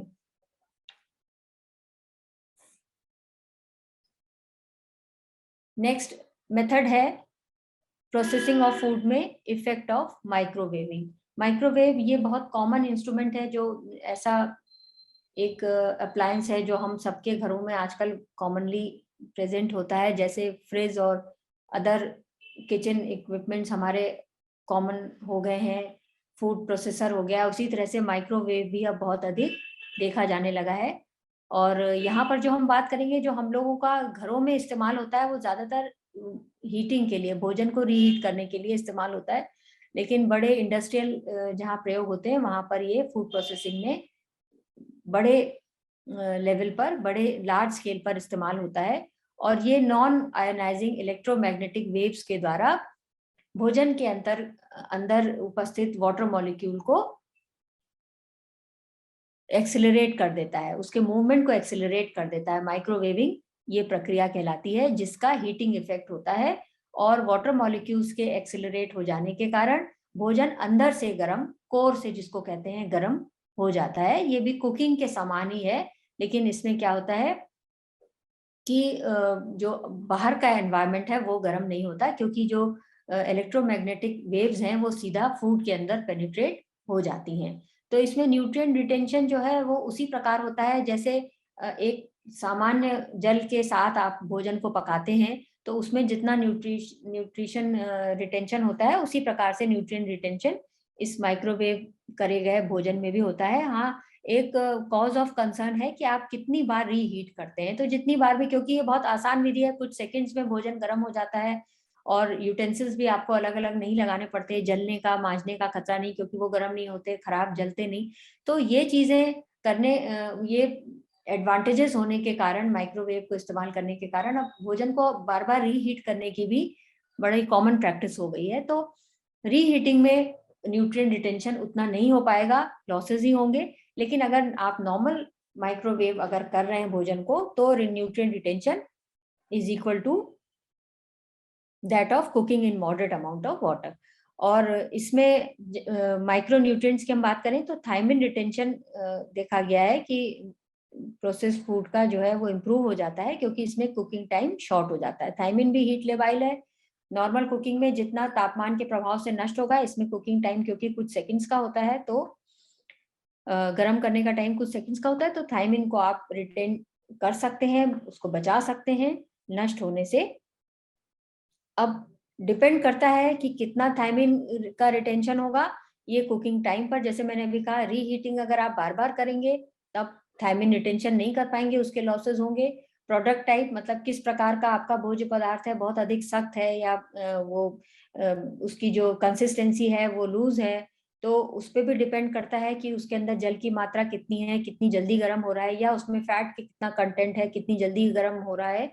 अवन साइज पर डिपेंड करता है, फाइनल टेम्परेचर आपने क्या सेट किया है, और टाइप ऑफ फूड क्या है, तो इस पर भी थायमिन रिटेंशन डिपेंड करता है। नेक्स्ट मेथड में हम आ जाते हैं इफेक्ट ऑफ ड्राइंग, यानी शुष्कीकरण का, शुष्कीकरण ही कहते हैं ड्राइंग को, का क्या प्रभाव है। ये भी एक प्रकार की प्रोसेसिंग है। इसमें भी हीट का इम्पैक्ट होता है, तो ऑब्वियसली जो नष्ट होने वाले न्यूट्रिएंट्स हैं वो वही होंगे जो अभी हम यहाँ तापीय प्रभाव से नष्ट होने वाले पौष्टिक तत्वों की बात कर रहे थे, वही होंगे। बस यहाँ समझने की जरूरत क्या है कि ड्राइंग मेथड्स कौन से हैं और कॉमनली हम कौन से इस्तेमाल करते हैं। तो एक ड्राइंग तो आपकी जो नेचुरल जो हम हाउस होल्ड मेथड है वो सन ड्राइंग है। तो सन ड्राइंग या इवेपोरेशन प्रोसीजर्स हैं जो जिसके कारण भोज्य पदार्थों का जो नेचुरल वाटर है वो रिमूव किया जाता है। तो ये ड्राइंग के अंतर्गत शामिल किया गया है, सन ड्राइंग या इवेपोरेशन प्रोसीजर। आप जितने भी पापड़, बड़ियाँ, अचार बनाते हैं ये सब सन ड्राइंग मेथड से होता है। इसके साथ साथ जब हम इंडस्ट्रियल मेथड इस्तेमाल करते हैं वहां पर इवेपोरेशन प्रोसीजर्स आ जाते हैं, जिसमें कि मशीनों की सहायता से रिमूवल ऑफ वाटर को एनहांस किया जाता है। न्यू मेथड भी है, puff drying, spray drying, freeze drying, वो भी इस स्लाइड में आपको बताए गए हैं। और इन सभी में क्योंकि ताप का प्रभाव हो रहा है, हीट का प्रभाव हो रहा है, तो हीट से सेंसिटिव विटामिन सी ऑक्सीजन की प्रेजेंस में डिहाइड्रेशन प्रोसेस में नष्ट होता है। और जितनी भी आप खुले में जब डिहाइड्रेशन ये ड्राइंग करते हैं, सन ड्राइंग जैसे होती है, क्योंकि ऑक्सीजन भी प्रेजेंट है, ओपन हो रहा है, तो वहां पर losses of vitamin C, vitamin A, beta carotene बढ़ जाते हैं। विटामिन सी का डिहाइड्रेशन के समय नष्ट होना पाया गया है एक्सपेरिमेंट्स में, रिसर्च स्टडीज में 10 to 50%, और विटामिन ए का वेरी कर सकता है 10 to 20%, specially with conventional dehydration method. जो हमारे जो सामान्य कन्वेंशनल मेथड है डिहाइड्रेशन के, जैसे ट्रे ड्राइंग है, तो उन सब में 10 to 20% विटामिन ए नष्ट होता है। नए मेथड में पफ ड्राइंग है, इसमें ये क्या करते हैं, ये हॉट एयर ड्राइंग होती है फ्रूट्स की और वेजिटेबल्स की, जिसमें कि भोजन को हॉट एयर द्वारा पफिंग की जाती है, एक्सप्लोजन पफ फूड कहते हैं इनको, और ये आसानी से रिहाइड्रेट किए जा सकते हैं। इनकी सबसे बड़ी खासियत ये होती है कि इस प्रकार से पफ ड्राइंग के बाद जो अगर जब उनको रिकॉन्स्टिट्यूट करने की जरूरत पड़ती है तो आसानी से रिहाइड्रेट किया जाता है, और इनकी सेंसरी प्रॉपर्टीज जो होती हैं, यानी स्वाद में, गंध में, सुगंध में, ये बहुत अधिक चेंज नहीं होते, वो नष्ट नहीं होती, वापस इनको रीगेन किया जा सकता है। और इसमें न्यूट्रिएंट्स का रिटेंशन भी बेटर होता है पफ ड्राइंग में। और इसका मेजर रीजन यही देखा गया है कि टाइम ऑफ एक्सपोजर जो है, यानी जितना समय आप उस खाद्य पदार्थ का ताप के साथ कर रहे हैं वो कम होता है। तो जितना कम होगा उतना ही उसकी क्वालिटी इंप्रूव होगी। फिर आ जाते हैं spray drying and freeze drying. Spray drying का एक बहुत अच्छा एग्जाम्पल है, ये एक रिवोल्यूशनरी प्रोसेस था। पहले मिल्क पाउडर जो आते थे, मिल्क पाउडर को जब हम रिकॉन्स्टिट्यूट करते थे तो वो लम्प्स फॉर्म होते थे उसमें, जिनको कि घोलना बड़ा मुश्किल होता था, और प्रोडक्ट की डिजायरेबल क्वालिटी नहीं तैयार होती थी जब हम उसको रिकॉन्स्टिट्यूशन करते थे। आप छलनी से छान कर देखें, इवन कुछ समय पहले ये ऐड भी आते थे, 2 प्रकार के मिल्क पाउडर्स का कंपैरिजन दिखाया जाता था कि एक दोनों को रिकॉन्स्टिट्यूट किया, जल मिलाया, घोला और दोनों को छान कर दिखाया, तो एक में ज्यादा लम्स दिखाई दिया और एक में दिखाया कि जितना आपने छलनी में डाला तो वो सीव के नीचे पूरा एज इट इज आ गया सॉफ्ट मिल्क फॉर्म में। तो ये क्या मेथड नया आया था, स्प्रे ड्राइंग मेथड, जिसमें कि जब मिल्क को थोड़ा अपर स्टोरी से नीचे की तरफ फ्लो किया जाता है, और वो फ्लो करते समय उसको जिन ट्रेस में डाला गया जाता है वो परफोरेटेड होती है, यानी छिद्रित ट्रेस होती हैं, तो उसमें वो इवनली फैलता है और छोटे छोटे छेदों से वो स्प्रे के फॉर्म में नीचे सुपर हीटेड ट्रेस में गिरता है, और वो कन्वेयर बेल्ट के द्वारा वो ट्रे आगे बढ़ती रहती है। तो इतनी छोटी ड्रॉपलेट्स में, और जो सराउंडिंग एनवायरनमेंट है उसमें सुपर हीटेड एयर फ्लो लगातार बना रहता है, तो सराउंडिंग एनवायरनमेंट इतना हीटेड होता है, और उसमें जो ड्रॉपलेट्स होती हैं जो उन छेदों से नीचे गिर रही हैं, परफोरेटेड ट्रेस से नीचे गिर रही हैं, वो नीचे की कलेक्टिंग ट्रेस में आने से पहले ही वो ड्रॉपलेट ड्राई हो जाती है। तो उस ड्राई फॉर्म में इतना सूक्ष्म वो एक ड्रॉपलेट से कण बनता है कि जिसकी की रिकॉन्स्टिट्यूशन होने पर सॉल्युबिलिटी बहुत फाइन होती है। तो इसमें लम्प्स बनने की, इस प्रकार जो पाउडर कलेक्ट होता है कलेक्टिंग ट्रेस में, वो इतना फाइन होता है कि रिकॉन्स्टिट्यूशन क्वालिटी बहुत अच्छी प्रोडक्ट की बनती है। तो स्प्रे ड्राइंग मेथड है जो कि बहुत ज्यादा अब इस्तेमाल किया जा रहा है ऐसे खाद्य पदार्थों में, जो हमने कल बात करी थी एक ड्राई मिक्सेस की। तो ड्राई मिक्सेस जो आ रहे हैं वो स्प्रे ड्राइंग प्रोसेस से बहुत अधिक बनाए जाते हैं। एक और मेथड है फ्रीज ड्राइंग, जिसमें कि लेस सीवियर हीट ट्रीटमेंट इस्तेमाल होता है कन्वेंशनल मेथड से, और इसी कारण इन दोनों मेथड में ग्रेटर विटामिन रिटेंशन हो जाता है, यानी विटामिन अधिक मात्रा में रिटेन हो जाते हैं। इफेक्ट ऑफ एडिटिव्स, कल हमने एडिटिव्स की बात करी कि कौन कौन से किस प्रकार एडिटिव्स मिलाए जाते हैं और कैसे नए प्रोडक्ट हमारे रोज के कंजम्पशन में आ रहे हैं फूड प्रोडक्ट, तो उसका भी क्या न्यूट्रिएंट पर प्रभाव होता है। कुछ ब्लीचिंग एजेंट्स हैं जो कि आटे जितने भी बनाए जाते हैं उनमें मिलाए जाते हैं, जिससे जो ऑक्सीडेशन को प्रमोट करते हैं, और जो सेंसिटिव विटामिन हैं उनके बहुत अधिक लॉसेस नहीं पाए गए हैं। अदर फूड एडिटिव्स कौन कौन से हैं, जैसे एंटीऑक्सीडेंट्स मिलाए जाते हैं। ये एंटीऑक्सीडेंट्स क्या करते हैं, जैसे कल मैंने बीटाइलेटेड हाइड्रोक्सी एनिसोल की बात करी थी, या अल्फा टोकोफेरोल विटामिन ई की बात करी थी। ये सब क्या करते हैं, ये ऑक्सीडेटिव डिस्ट्रैक्शंस को कम करते हैं, और जिससे कि विटामिन ए, विटामिन डी ये सब स्टेबलाइज हो जाते हैं। विटामिन सी को भी इसके कारण रिटेन किया जा सकता है। थायमिन और फोलिक एसिड ऑक्सीडेटिव रिएक्शन के कारण ये आयरन और कॉपर के रिटेंशन को प्रमोट करते हैं।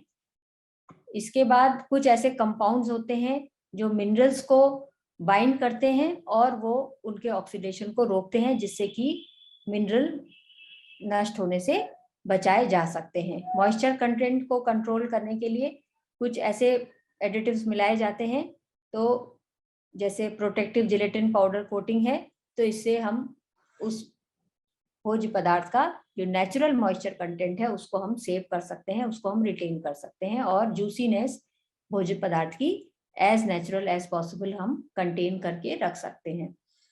एरोसोल सुपर कोटिंग्स का इस्तेमाल होता है, ज्यादातर ब्रेकफास्ट सीरियल्स में होता है, और use of packaging to protect from the atmosphere and light. तो ये क्या करती हैं सुपर कोटिंग्स, कि ऐसे फूड प्रोडक्ट में उपस्थित न्यूट्रिएंट जो लाइट से सेंसिटिव होते हैं उनको बचाते हैं, और दूसरा एटमॉस्फेयर के प्रभाव को, जिसमें खास तौर से ह्यूमिडिटी आती है, उससे ये प्रोटेक्ट करते हैं, जिससे न्यूट्रिशनल क्वालिटी भोज्य पदार्थ की बनी रहती है।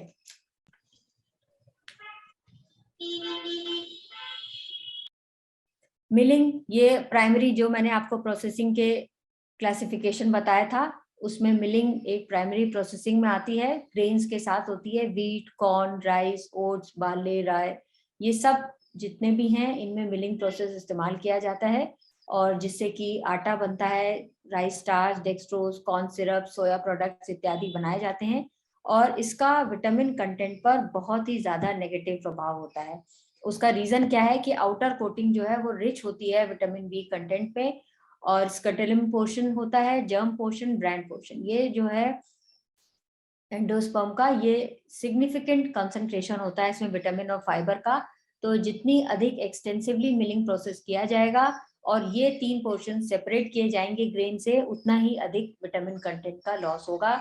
इसीलिए आपने एक नाम सुना होगा एक प्रोसेसिंग का, पारबॉइलिंग। पारबॉइलिंग के द्वारा कुछ विटामिन बी के लॉसेस को हम कंट्रोल कर सकते हैं। पारबॉइलिंग में ज्यादा राइस के साथ आपने सुनी होगी, जिसमें बॉइलिंग वाटर में डिप करके और निकाल लिया जाता है, जिससे, और उसके बाद उसको सुखा लेते हैं। तो घुलनशील अवस्था में जो बाहरी आउटर कोटिंग में बी कॉम्प्लेक्सेस होते हैं वो घुलनशील अवस्था में आते हैं, और उनको इमीडिएट बाहर निकाल के जब सुखाया जाता है तो वो वापस एंडोस्पर्म में सोक कर लिए जाते हैं, वापस एब्जॉर्ब कर लिए जाते हैं। तो एब्जॉर्ब करने से जब वो इनर कंटेंट में पहुंच, मतलब इनर सर्किल में पहुंच जाते हैं उस ग्रेन की, उसके बाद मिलिंग से अगर आउटर कोटिंग को निकाल कर डिस्कार्ड भी कर दिया जाए तो भी हम कुछ मात्रा में विटामिन बी कॉम्प्लेक्सेस को रिटेन कर सकते हैं। तो मिलिंग का देखा गया है highly negative impact on vitamin content, specially जब हम जितना भी सुपरफाइन और वाइट फ्लोर बनाएंगे, आटा बनाएंगे, उतना ज्यादा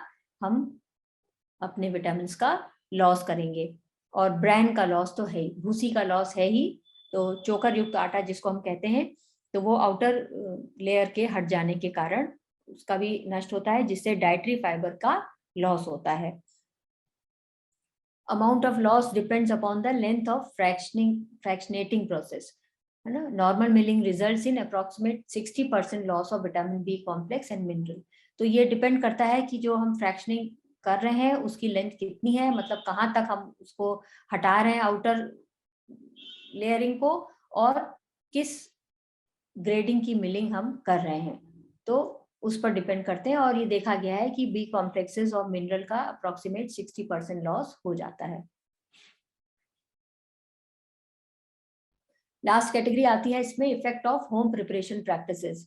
तो ये जो हमने बात करी, ये इसमें अधिकांश प्रोसेसिंग ऐसी थी जो कमर्शियल लेवल पे की जाती है, जो इंडस्ट्रीज होती, फूड इंडस्ट्रीज वहां पर होती है, जहां बहुत अधिक लार्ज स्केल पर फूड प्रोडक्ट तैयार किए जाते हैं एडवांस स्टेजेस में, तो उनकी बात है। और हम होम प्रिपरेशन प्रैक्टिसेस में देखें तो ये हमारे लिए ज्यादा जरूरी है, और आपके रिसर्च पॉइंट ऑफ व्यू से होम प्रिपरेशन प्रैक्टिसेस के बहुत, इनके ऊपर बहुत सर्वे होते हैं, और इसमें लॉसेस देखे जाते हैं कि होम प्रिपरेशन में कितने लॉसेस हो सकते हैं। तो न्यूट्रिएंट के लॉसेस को देखते हुए होम प्रिपरेशन प्रैक्टिसेस में 3 स्टेजेस ऐसी हैं जहां पर न्यूट्रिएंट लॉसेस देखे गए हैं रिसर्च स्टडीज में। और वो 3 स्टेजेस कौन कौन सी हैं? स्टोरेज कंडीशंस, कि भोज्य पदार्थ को किन परिस्थितियों में स्टोर करके संग्रहित करके रखा गया है। दूसरी होती है कुकिंग मेथड्स, अर्थात हम उनको किन विधियों से पका रहे हैं, और कौन सी ऐसी नॉर्मल सावधानी मतलब सामान्य सी सावधानियां हैं जिनको हमें रखना चाहिए, और जिसके द्वारा हम अपने न्यूट्रिएंट्स को नष्ट होने से बचा सकते हैं। और तीसरी स्टेज है होल्डिंग एंड रीहीटिंग। मींस जब हम किसी भोज्य पदार्थ को कुक करने के बाद रखते हैं, होल्ड करके रखते हैं, या उसके बाद रीहीटिंग करते हैं, तो ये 3 स्टेजेस पर लॉसेस नॉर्मली रिसर्चेस में देखे गए हैं। इन 3 प्रकार को हम यहाँ पर डिस्कस करेंगे। तो होम प्रिपरेशन में पहले कैटेगरी में हम देखें losses of nutrients due to storage. तो एनिमल फूड इस्तेमाल होते हैं घरों में, as well as plant food. Animal food में फ्रोजन मीट है, फिश, बीफ, एग्स, ये सब हम स्टोर करके रखते हैं, जिसमें फिश, मीट, बीफ ये सब डीप रेफ्रिजरेटर में रहते हैं, डीप फ्रीजिंग में, और एग्स को हम नॉर्मल रेफ्रिजरेटर में रखकर स्टोर कर लेते हैं अगर अधिक अमाउंट में घर में आता है। तो इसमें देखा गया है कि फ्रोजन फूड जो एनिमल फूड है उसमें विटामिन बी कॉम्प्लेक्सेस का सिग्निफिकेंट अमाउंट 19-20% तक देखा गया है अगर हम 3 to 12 मंथ तक इसको स्टोर करते हैं। तो यहाँ पर ये बहुत ध्यान रखने वाली बात है कि यदि आप मार्केट से फ्रोजन एनिमल जो प्रोडक्ट है वो लेकर आ रहे हैं, फ्रोजन मीट, फिश, आजकल तो इनके बहुत अधिक प्रोसेस्ड फूड की कैटेगरी, अभी जो मैंने आपको स्टार्टिंग में स्लाइड्स में फोटोग्राफ्स दिखाई थी उसमें फ्रोजन मीट प्रोडक्ट्स की भी बहुत सारे पैकेट्स थे। तो अगर आप ये लेकर आ रहे हैं तो आप ये बहुत ध्यान रखिए, उनकी लेबलिंग चेक करिए कि उनकी जो प्राइमरी प्रोसेसिंग है वो कब करी गई है, स्लॉटर कब हुआ है, प्राइमरी प्रोसेसिंग कब हुई है, और कब उसको फ्रीजिंग की गई है, पैकेजिंग कब हुई है। और उसके बाद आप देख लीजिए कि 3 to 12 मंथ्स, भले ही उसमें बेस्ट बिफोर डेट हो, लेकिन आप उसके पहले ही उसको कंज्यूम कर लीजिए। और अगर आपको लगता है कि ऑलरेडी इसके 2 मंथ्स के लगभग हो गए हैं, 2 to 2.5 मंथ्स, तो आप उसको इमीडिएटली कंज्यूम करके फिनिश करिए, इससे अधिक लंबे समय तक, क्योंकि आपको मालूम है perishability of food item depends on the water content. तो जितना अधिक वाटर कंटेंट होगा, और ये सब तो लाइव से प्राप्त है, एनिमल फूड है, तो जितना भी फ्लैश फूड होता है वो हाईली पेरिशेबल फूड आइटम्स की कैटेगरी में आता है। इनके नष्ट होने की और माइक्रो ऑर्गेनिज्म से प्रभावित होने की और उसके कारण फूड पॉइजनिंग होने की संभावनाएं बढ़ जाती हैं। तो losses of nutrient due to storage में एनिमल फूड में आपको ध्यान रखना है कि विटामिन बी कॉम्प्लेक्सेस का जो डिस्ट्रक्शन है वो बहुत तेजी से होता है, और जैसे जैसे स्टोरेज टाइम बढ़ता है ये डिस्ट्रक्शन और भी अधिक बढ़ जाता है। अगर हम आई स्टोरेज कर रहे हैं फिश की, तो ये ऑटोलिसिस यानी ये अपने आप में खराब होना शुरू हो जाती है, और जिससे कि न्यूट्रिशनल लॉसेस बहुत तेजी से होते हैं, इवन फैट का भी डिग्रेडेशन होने लगता है और सेंसरी क्वालिटीज का भी हास होता है, हानि होती है, जिसमें कि बैड ओडर आना स्टार्ट हो जाता है। तो इसलिए आइस स्टोरेज को आप कोशिश करिए कि घर में ना हो, और अगर मार्केट से ला रहे हैं, फिश मार्केट से अगर आप फिश ले रहे हैं तो वहां सिलेक्शन ऑफ फिश के दौरान देख लीजिए कि जो फिश है वो फ्रेश अगर कैच है तब तो आप देखें, उसको दबा कर देखें, अगर उसमें डेंट आ रहे हैं तो आप ऐसी फिश ना लीजिए। और अगर उसकी आइस स्टोरेज फिश मार्केट में की गई है तब भी आप उसको, उसके जो स्केल्स हैं, उसकी आईज हैं, उनको चेक करके अगर वो फ्रेश अगर कैच है तो वो आप पाएंगे कि चमकदार स्केल्स और आईज चमकदार होती हैं, तो आप उनको ले सकते हैं। अदरवाइज आप इनको इस्तेमाल ना करिए, प्रयोग में ना लाइए।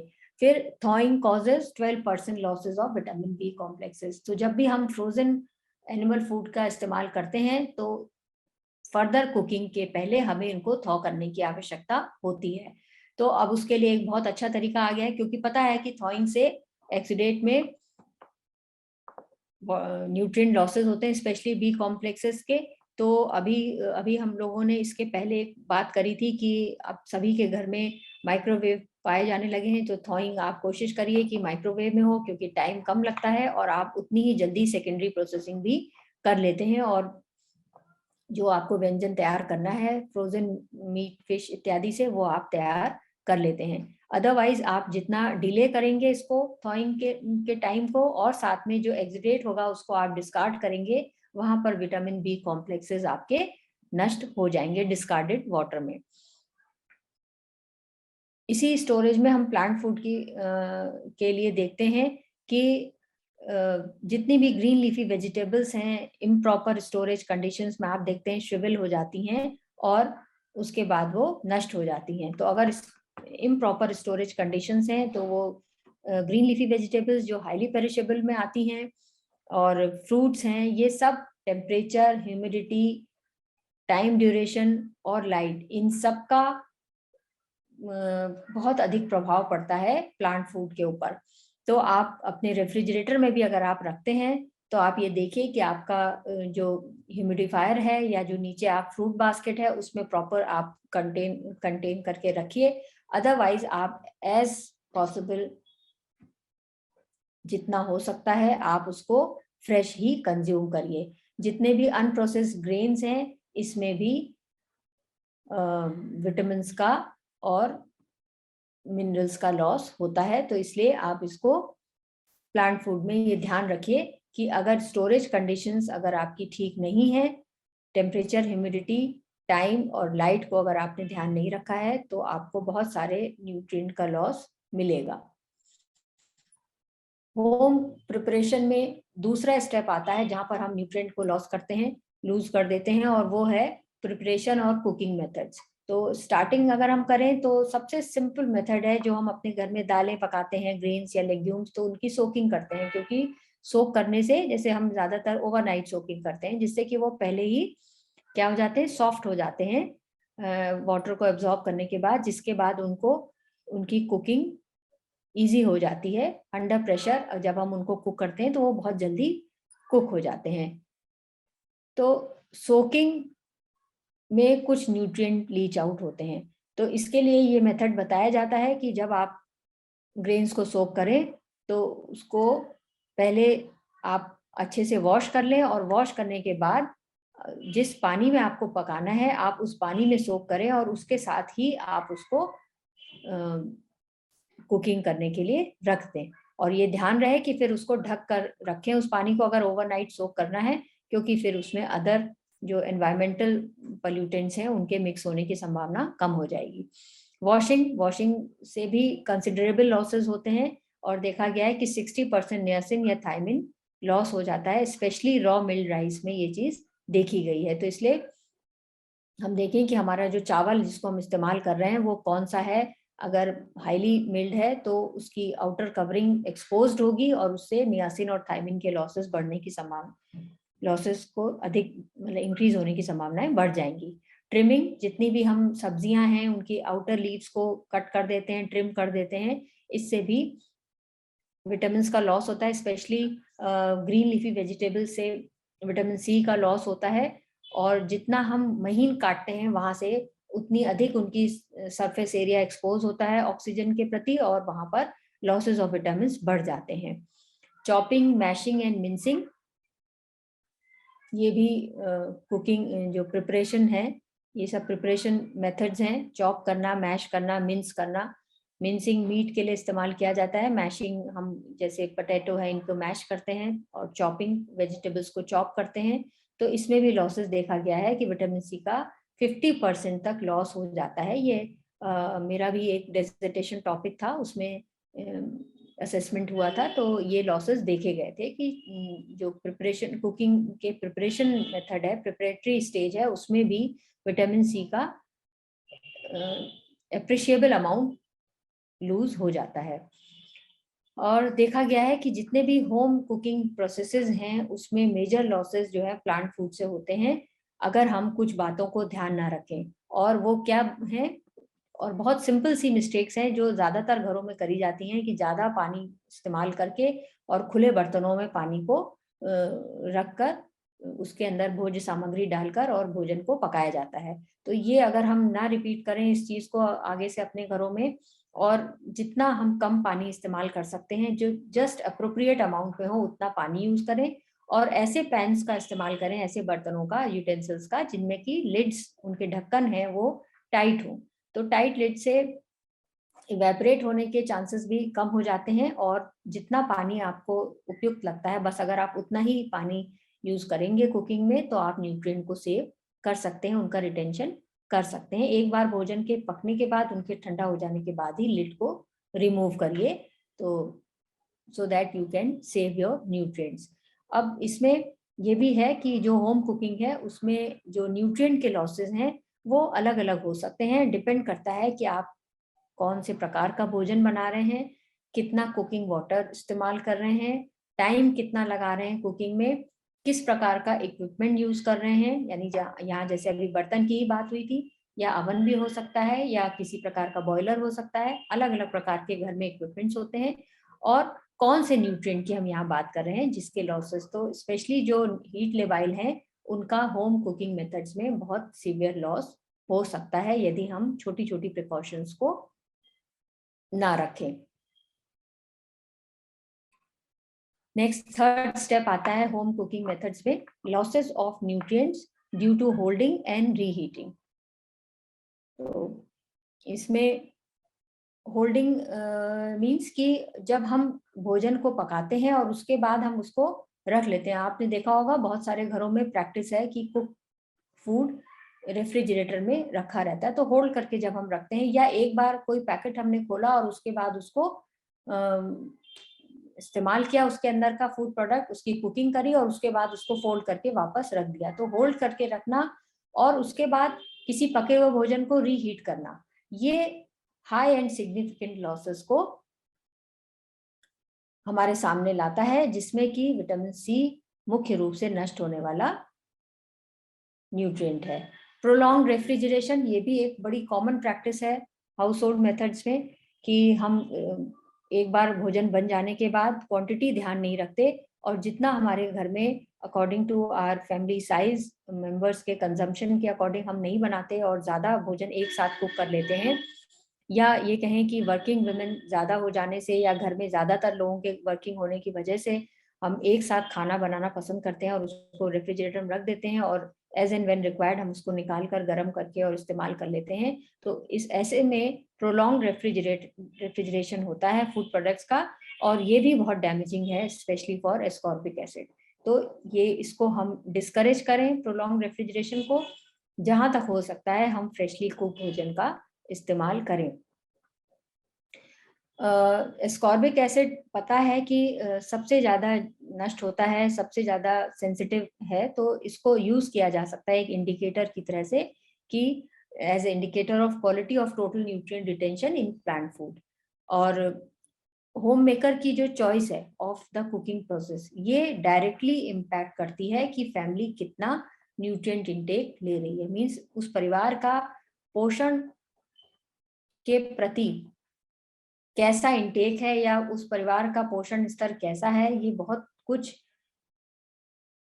प्रत्यक्ष रूप से प्रभावित होता है इस बात से, इस तथ्य से कि होम मेकर की कुकिंग प्रोसेस की चॉइस कैसी है, वो किस प्रकार के कुकिंग प्रोसेस को प्रयोग में ला रहा है या ला रही है। तो इसको भी बहुत ध्यान देने की आवश्यकता है कि तीनों स्टेप्स ऐसे हैं होम प्रिपरेशन में जो हमारे न्यूट्रिएंट लॉसेस का कारण बनते हैं, तो उन्हें हमें ध्यान रखना है और प्रिकॉशन रखनी है। So that's all about food processing and their impact on nutrients and health. यहाँ पर जितने भी बच्चे हैं, जितने स्कॉलर्स यहाँ पर हैं, क्या वो अपना वीडियो ऑन करेंगे एक बार?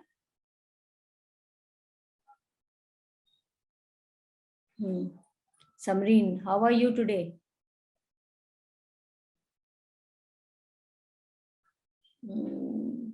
Samreen, unmute yourself. मैम अभी ठीक नहीं है। Good evening ma'am. Ma'am covid positive आ गया मेरा, तो मैं अभी होम आइसोलेशन में। कोई बात नहीं, ठीक हो जाएंगे, ऑल द बेस्ट, ठीक हो जाएंगे। टेक केयर ऑफ योरसेल्फ, आप ठीक हो जाएंगे, ऐसा कुछ नहीं है, ज्यादा सीवियर नहीं है, बट थोड़ा सा ध्यान रखने की जरूरत है। Yes ma'am. यहाँ हम थोड़े से क्वेश्चन ले लेते हैं, या हम एक पहले जो मैंने कहा था कि at the end of the session हम थोड़ा डिस्कस कर लेंगे इस बात को कि कल का भी जो हमारा सेशन था उसमें आप पॉइंट्स टू पॉन्डर, यहाँ पर टेक होम मैसेज से ज्यादा है कि हम थोड़ा सा इस पर विचार विमर्श कर लें, ध्यान दे लें कि कल के सेशन से और आज के सेशन से अगर आपने कुछ समझा कि हम अपने रिसर्च को किन फील्ड्स तक ले जा सकते हैं, क्या काम कर सकते हैं, तो वो हम उस चीज को डिस्कस करना चाहेंगे कि how useful this session is for you. ठीक है, तो आप लोग कुछ बताना चाहेंगे कल के सेशन और आज के सेशन के बारे में? क्या लगता है आप लोगों को? मैम एक क्वेश्चन था मेरा। हाँ बताएं। कल का कि मैम जैसे हम लोग को तो प्रमोट किया जाता है कि आप मतलब फ्रेश फूड बनाएं, है ना, फ्रेश फूड डिस्ट्रीब्यूट करें, तो ये जो प्रिजर्वेटिंग है और पैकेजिंग है, तो ये हमारे हेल्थ के लिए तो हार्मफुल ही है ना। तो हम इसको किस हिसाब से मतलब कैसे हम इसको ले सकते हैं, फूड प्रोसेसिंग और पैकेजिंग को? हाँ देखिए, आपका क्वेश्चन बहुत अच्छा है कि fresh food is always better, है ना, हमेशा अच्छा होता है अगर हम in comparison with processed food, ठीक है, जिसमें कि एडिटिव्स या प्रिजर्वेटिव्स मिलाए जाते हैं, तो ये एक फैक्ट है, दिस इज अ फैक्ट। लेकिन यहाँ पर हमको एक बात समझनी होगी कि हम जहां तक कोशिश करें फ्रेश फूड कंज्यूम करें, फ्रेशली प्रिपेयर्ड, और अभी जो हम लोगों ने बात करी थी होम कुकिंग मेथड की, कि हम उतनी ही क्वांटिटी बनाएं जितना कि हमारे घर में एक बार में कंज्यूम एक फैमिली कर सकती है, फैमिली मेंबर्स कर सकते हैं।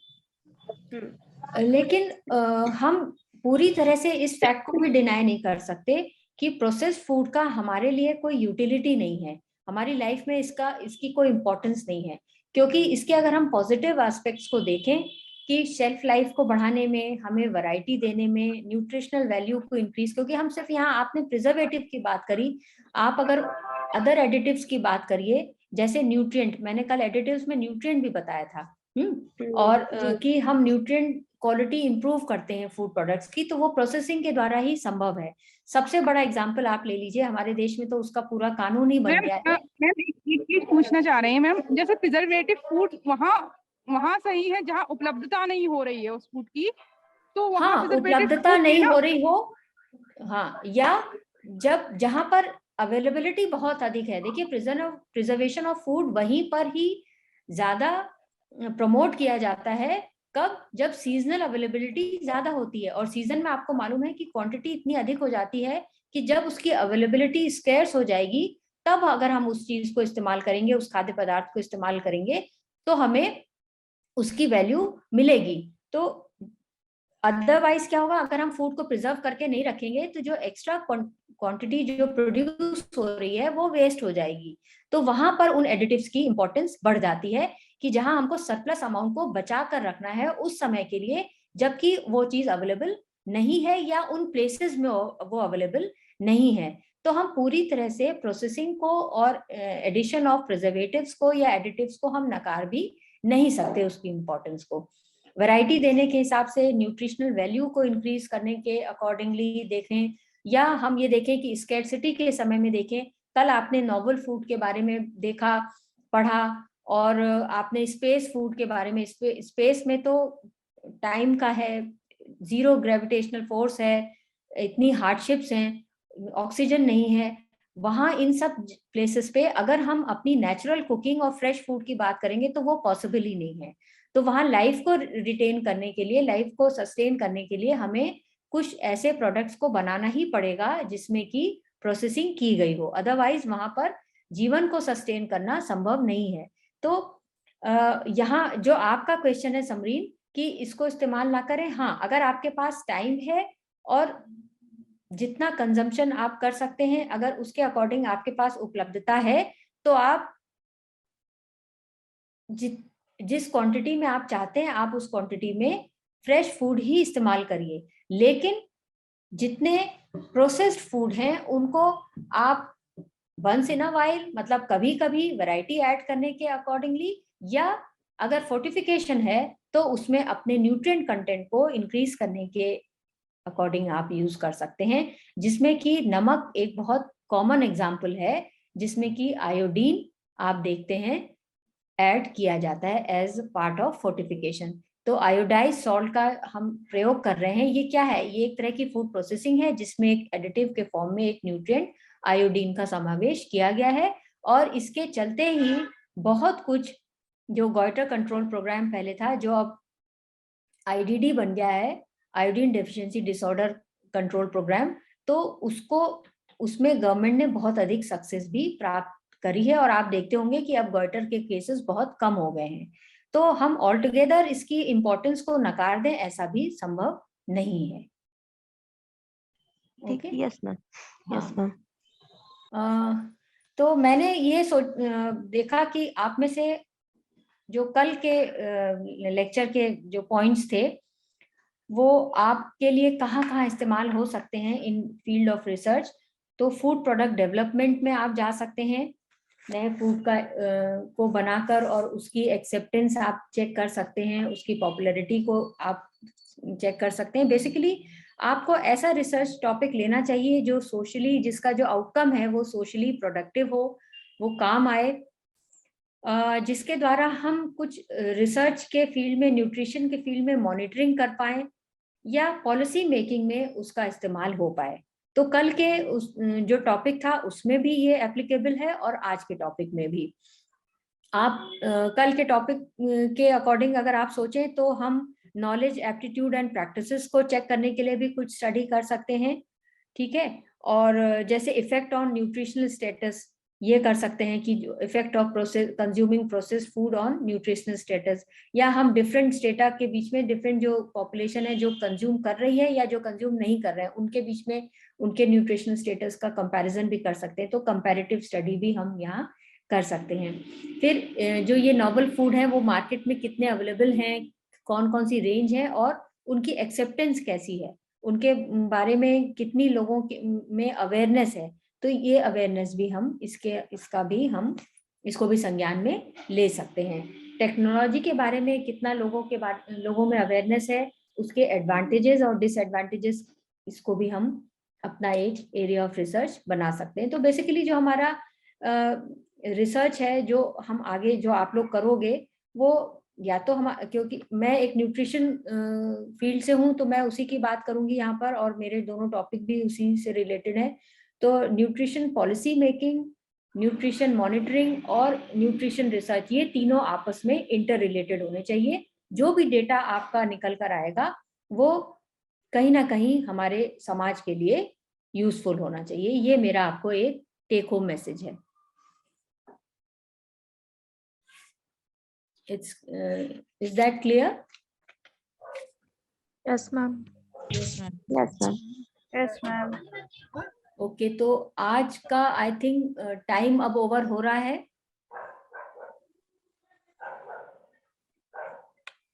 आज का टाइम क्या था? आई थिंक 3:45 था। Yes, ma'am.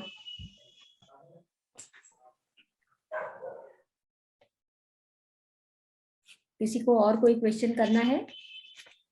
हाँ मैम, एक क्वेश्चन मुझे भी पूछना है। मैं विद्या बोल रही हूँ मैम।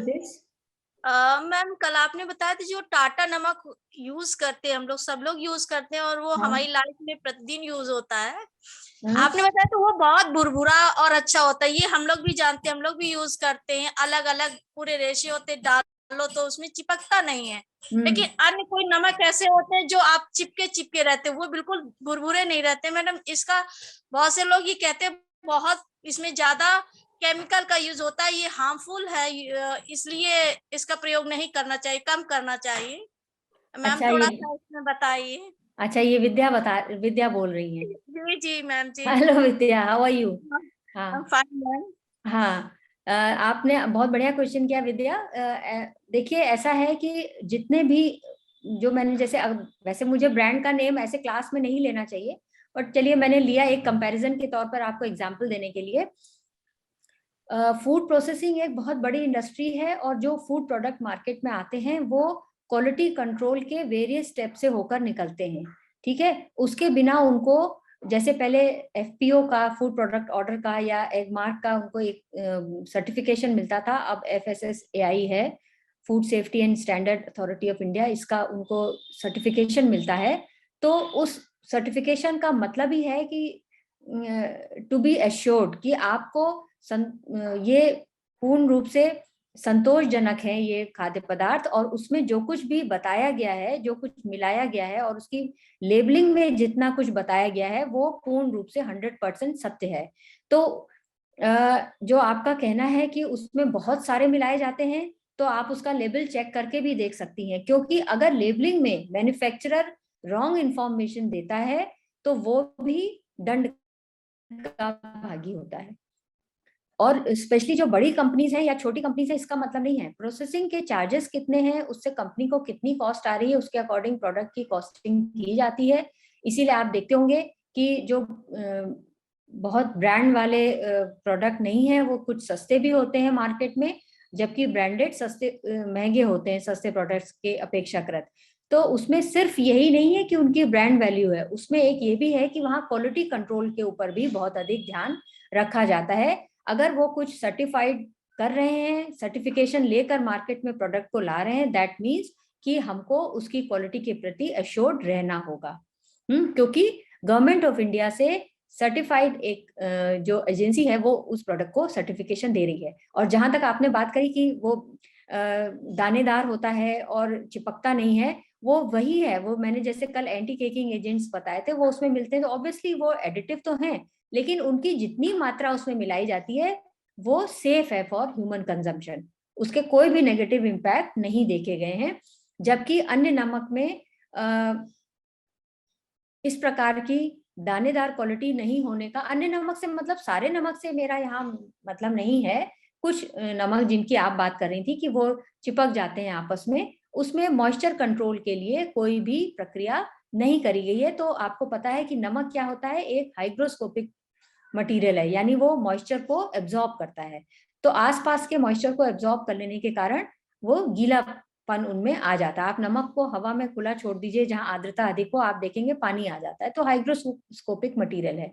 तो वो चीज अवॉइड करने के लिए टाटा सॉल्ट में इस प्रकार के एंटी केकिंग एजेंट्स मिलाए जाते हैं, जिसका प्रॉपर सर्टिफिकेशन है उनके पास। और दूसरा, उसकी जो अमाउंट है that is also controlled and well under limit, मतलब वो लिमिट के अंतर्गत ही है, सेफ लिमिट के अंतर्गत, जितनी की ह्यूमन कंजम्पशन को सेफ मानी गई है। तो इसके लिए हमें किसी प्रकार परेशान होने की आवश्यकता नहीं है। Thank you ma'am. दरअसल मैम मेरा ट्रांसफर हो गया है, मैं तवेद्यनाथ राजकीय महाविद्यालय जंगल कौड़िया गोरखपुर में, तो वहाँ जो जी इसमें ओके, वो हो गया था जुलाई में। तो वहाँ जो लोग हैं सेंधा नमक का प्रयोग करते हैं। मैंने हाँ। काफी जो पड़ोस में है तो उनसे मैंने कहा कि ऐसा क्यों, मैं तो ये यूज करती, अरे नहीं नहीं आप तो ये यूज करती हैं, तो नहीं, हमने कहा श्योर है ये, मतलब ठीक है, मैंने जहाँ तक जाना और हमेशा हम लोग यही यूज करते हैं। हाँ, तो नहीं मैंने कहा देखिए ऐसा है, शायद उनको इसलिए भी नहीं, अगर वो बहुत लंबे समय से प्रयोग कर रहे हैं तो एक रीजन ये भी है कि उस एरिया में, क्योंकि हमको पता है कि इंडिया में जो गॉइटर है, घेंगा रोग जिसको कहते हैं, वो एक एंडेमिक डिसऑर्डर है। एंडेमिक मतलब कुछ एरियाज में है, एपिडेमिक होता है जिसमें कि एरिया रेस्ट्रिक्टेड नहीं होता है, वो किसी भी एरिया में फैलता है तेजी से। एंडेमिक होते हैं जो कुछ एरिया में होते हैं लेकिन वहां संघनित होते हैं, मतलब वहां वो उसके केसेस बहुत अधिक पाए जाते हैं। तो वो एरिया हो सकता है वो एंडेमिक एरिया में ना हो, बट जहां गॉइटर एंडेमिक रूप से प्रभावित क्षेत्र थे वहां पर जो आयोडाइज सॉल्ट है उसका ही वितरण गवर्नमेंट की तरफ से अलाउड है। नॉन आयोडाइज सॉल्ट का सेल, उसका प्रोडक्शन पूर्ण रूप से प्रतिबंधित है। तो अगर कोई ऐसा करता है तो वो अंडर फूड लॉस दंड का भागीदार है। Thank you ma'am. और जहां तक ये बात है कि आजकल लोग सेंधा नमक इस्तेमाल करने लगे हैं, तो हमारी व्हाट्सएप इंडस्ट्री भी बहुत फल फूल रही है और इस तरह की जो इंफॉर्मेशन है वो व्हाट्सएप से बहुत फैलती है, और जिसको हमें बीइंग अ न्यूट्रिशन पर्सन बहुत ध्यान में रखना चाहिए। और रिसर्चर्स क्या कह रही हैं, लेटेस्ट आपके हेल्थ के आंकड़े क्या कह रहे हैं, जो नेशनल हेल्थ सर्वेज होते हैं उसके आंकड़े क्या कह रहे हैं, हमें उनकी स्टडी करते रहना चाहिए, बजाय अपने इस व्हाट्सएप यूनिवर्सिटी के ज्ञान पर विश्वास करने के। मेरा ये मानना है। Thank you so much ma'am, आप लोगों से My बहुत pleasure. अच्छी नॉलेज मिलती है। बस हम लोग का दुर्भाग्य है कि हम लोग क्लास नहीं अटेंड कर पाते थे, इसे कोई बात ऑनलाइन नहीं, हुआ अब तो ये हम attend ऑनलाइन कर एक पा रहे देखिए टेक्नोलॉजी का एक फायदा हुआ कि आप लोग ऑनलाइन आ गए क्लास में, और मैं चाहूंगी कि मैं आप सबसे ऑफलाइन डिस्कशन करूं। अगर 17 से खुल जाता है तो आई होप कि मैं आपके साथ ऑफलाइन कॉलेज में आकर बात करूंगी और हैं। 1 to अरे 1 ऑनलाइन ही डिस्कशन। रहेगा तो हम लोगों का भी भला हो जाएगा। हाँ वो तो तो बस हाँ, थैंक यू भारती, हो ओके। गया हाँ मैम, थैंक हो गया, है ना। फिनिश हो गया हम लोग का तो डिस्कशन सेशन ये भी जो हो है, गया। हाँ बोलो, कुछ बोल रही थी। Hello, hello. हाँ चलो ठीक है मैम, फिर, थैंक यू हाँ, so much. Yes, thank you बच्चों मैम, आप थैंक यू लोग सो अब मच। मीटिंग लीव कर दीजिए। Thank you ma'am. Thank you ma'am. Thank you ma'am.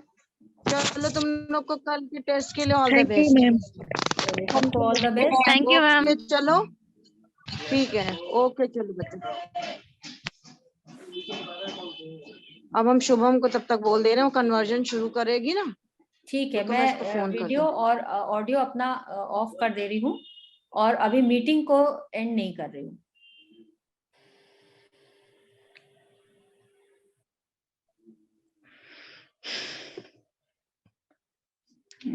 17 से भैया ये तो ऑफलाइन है।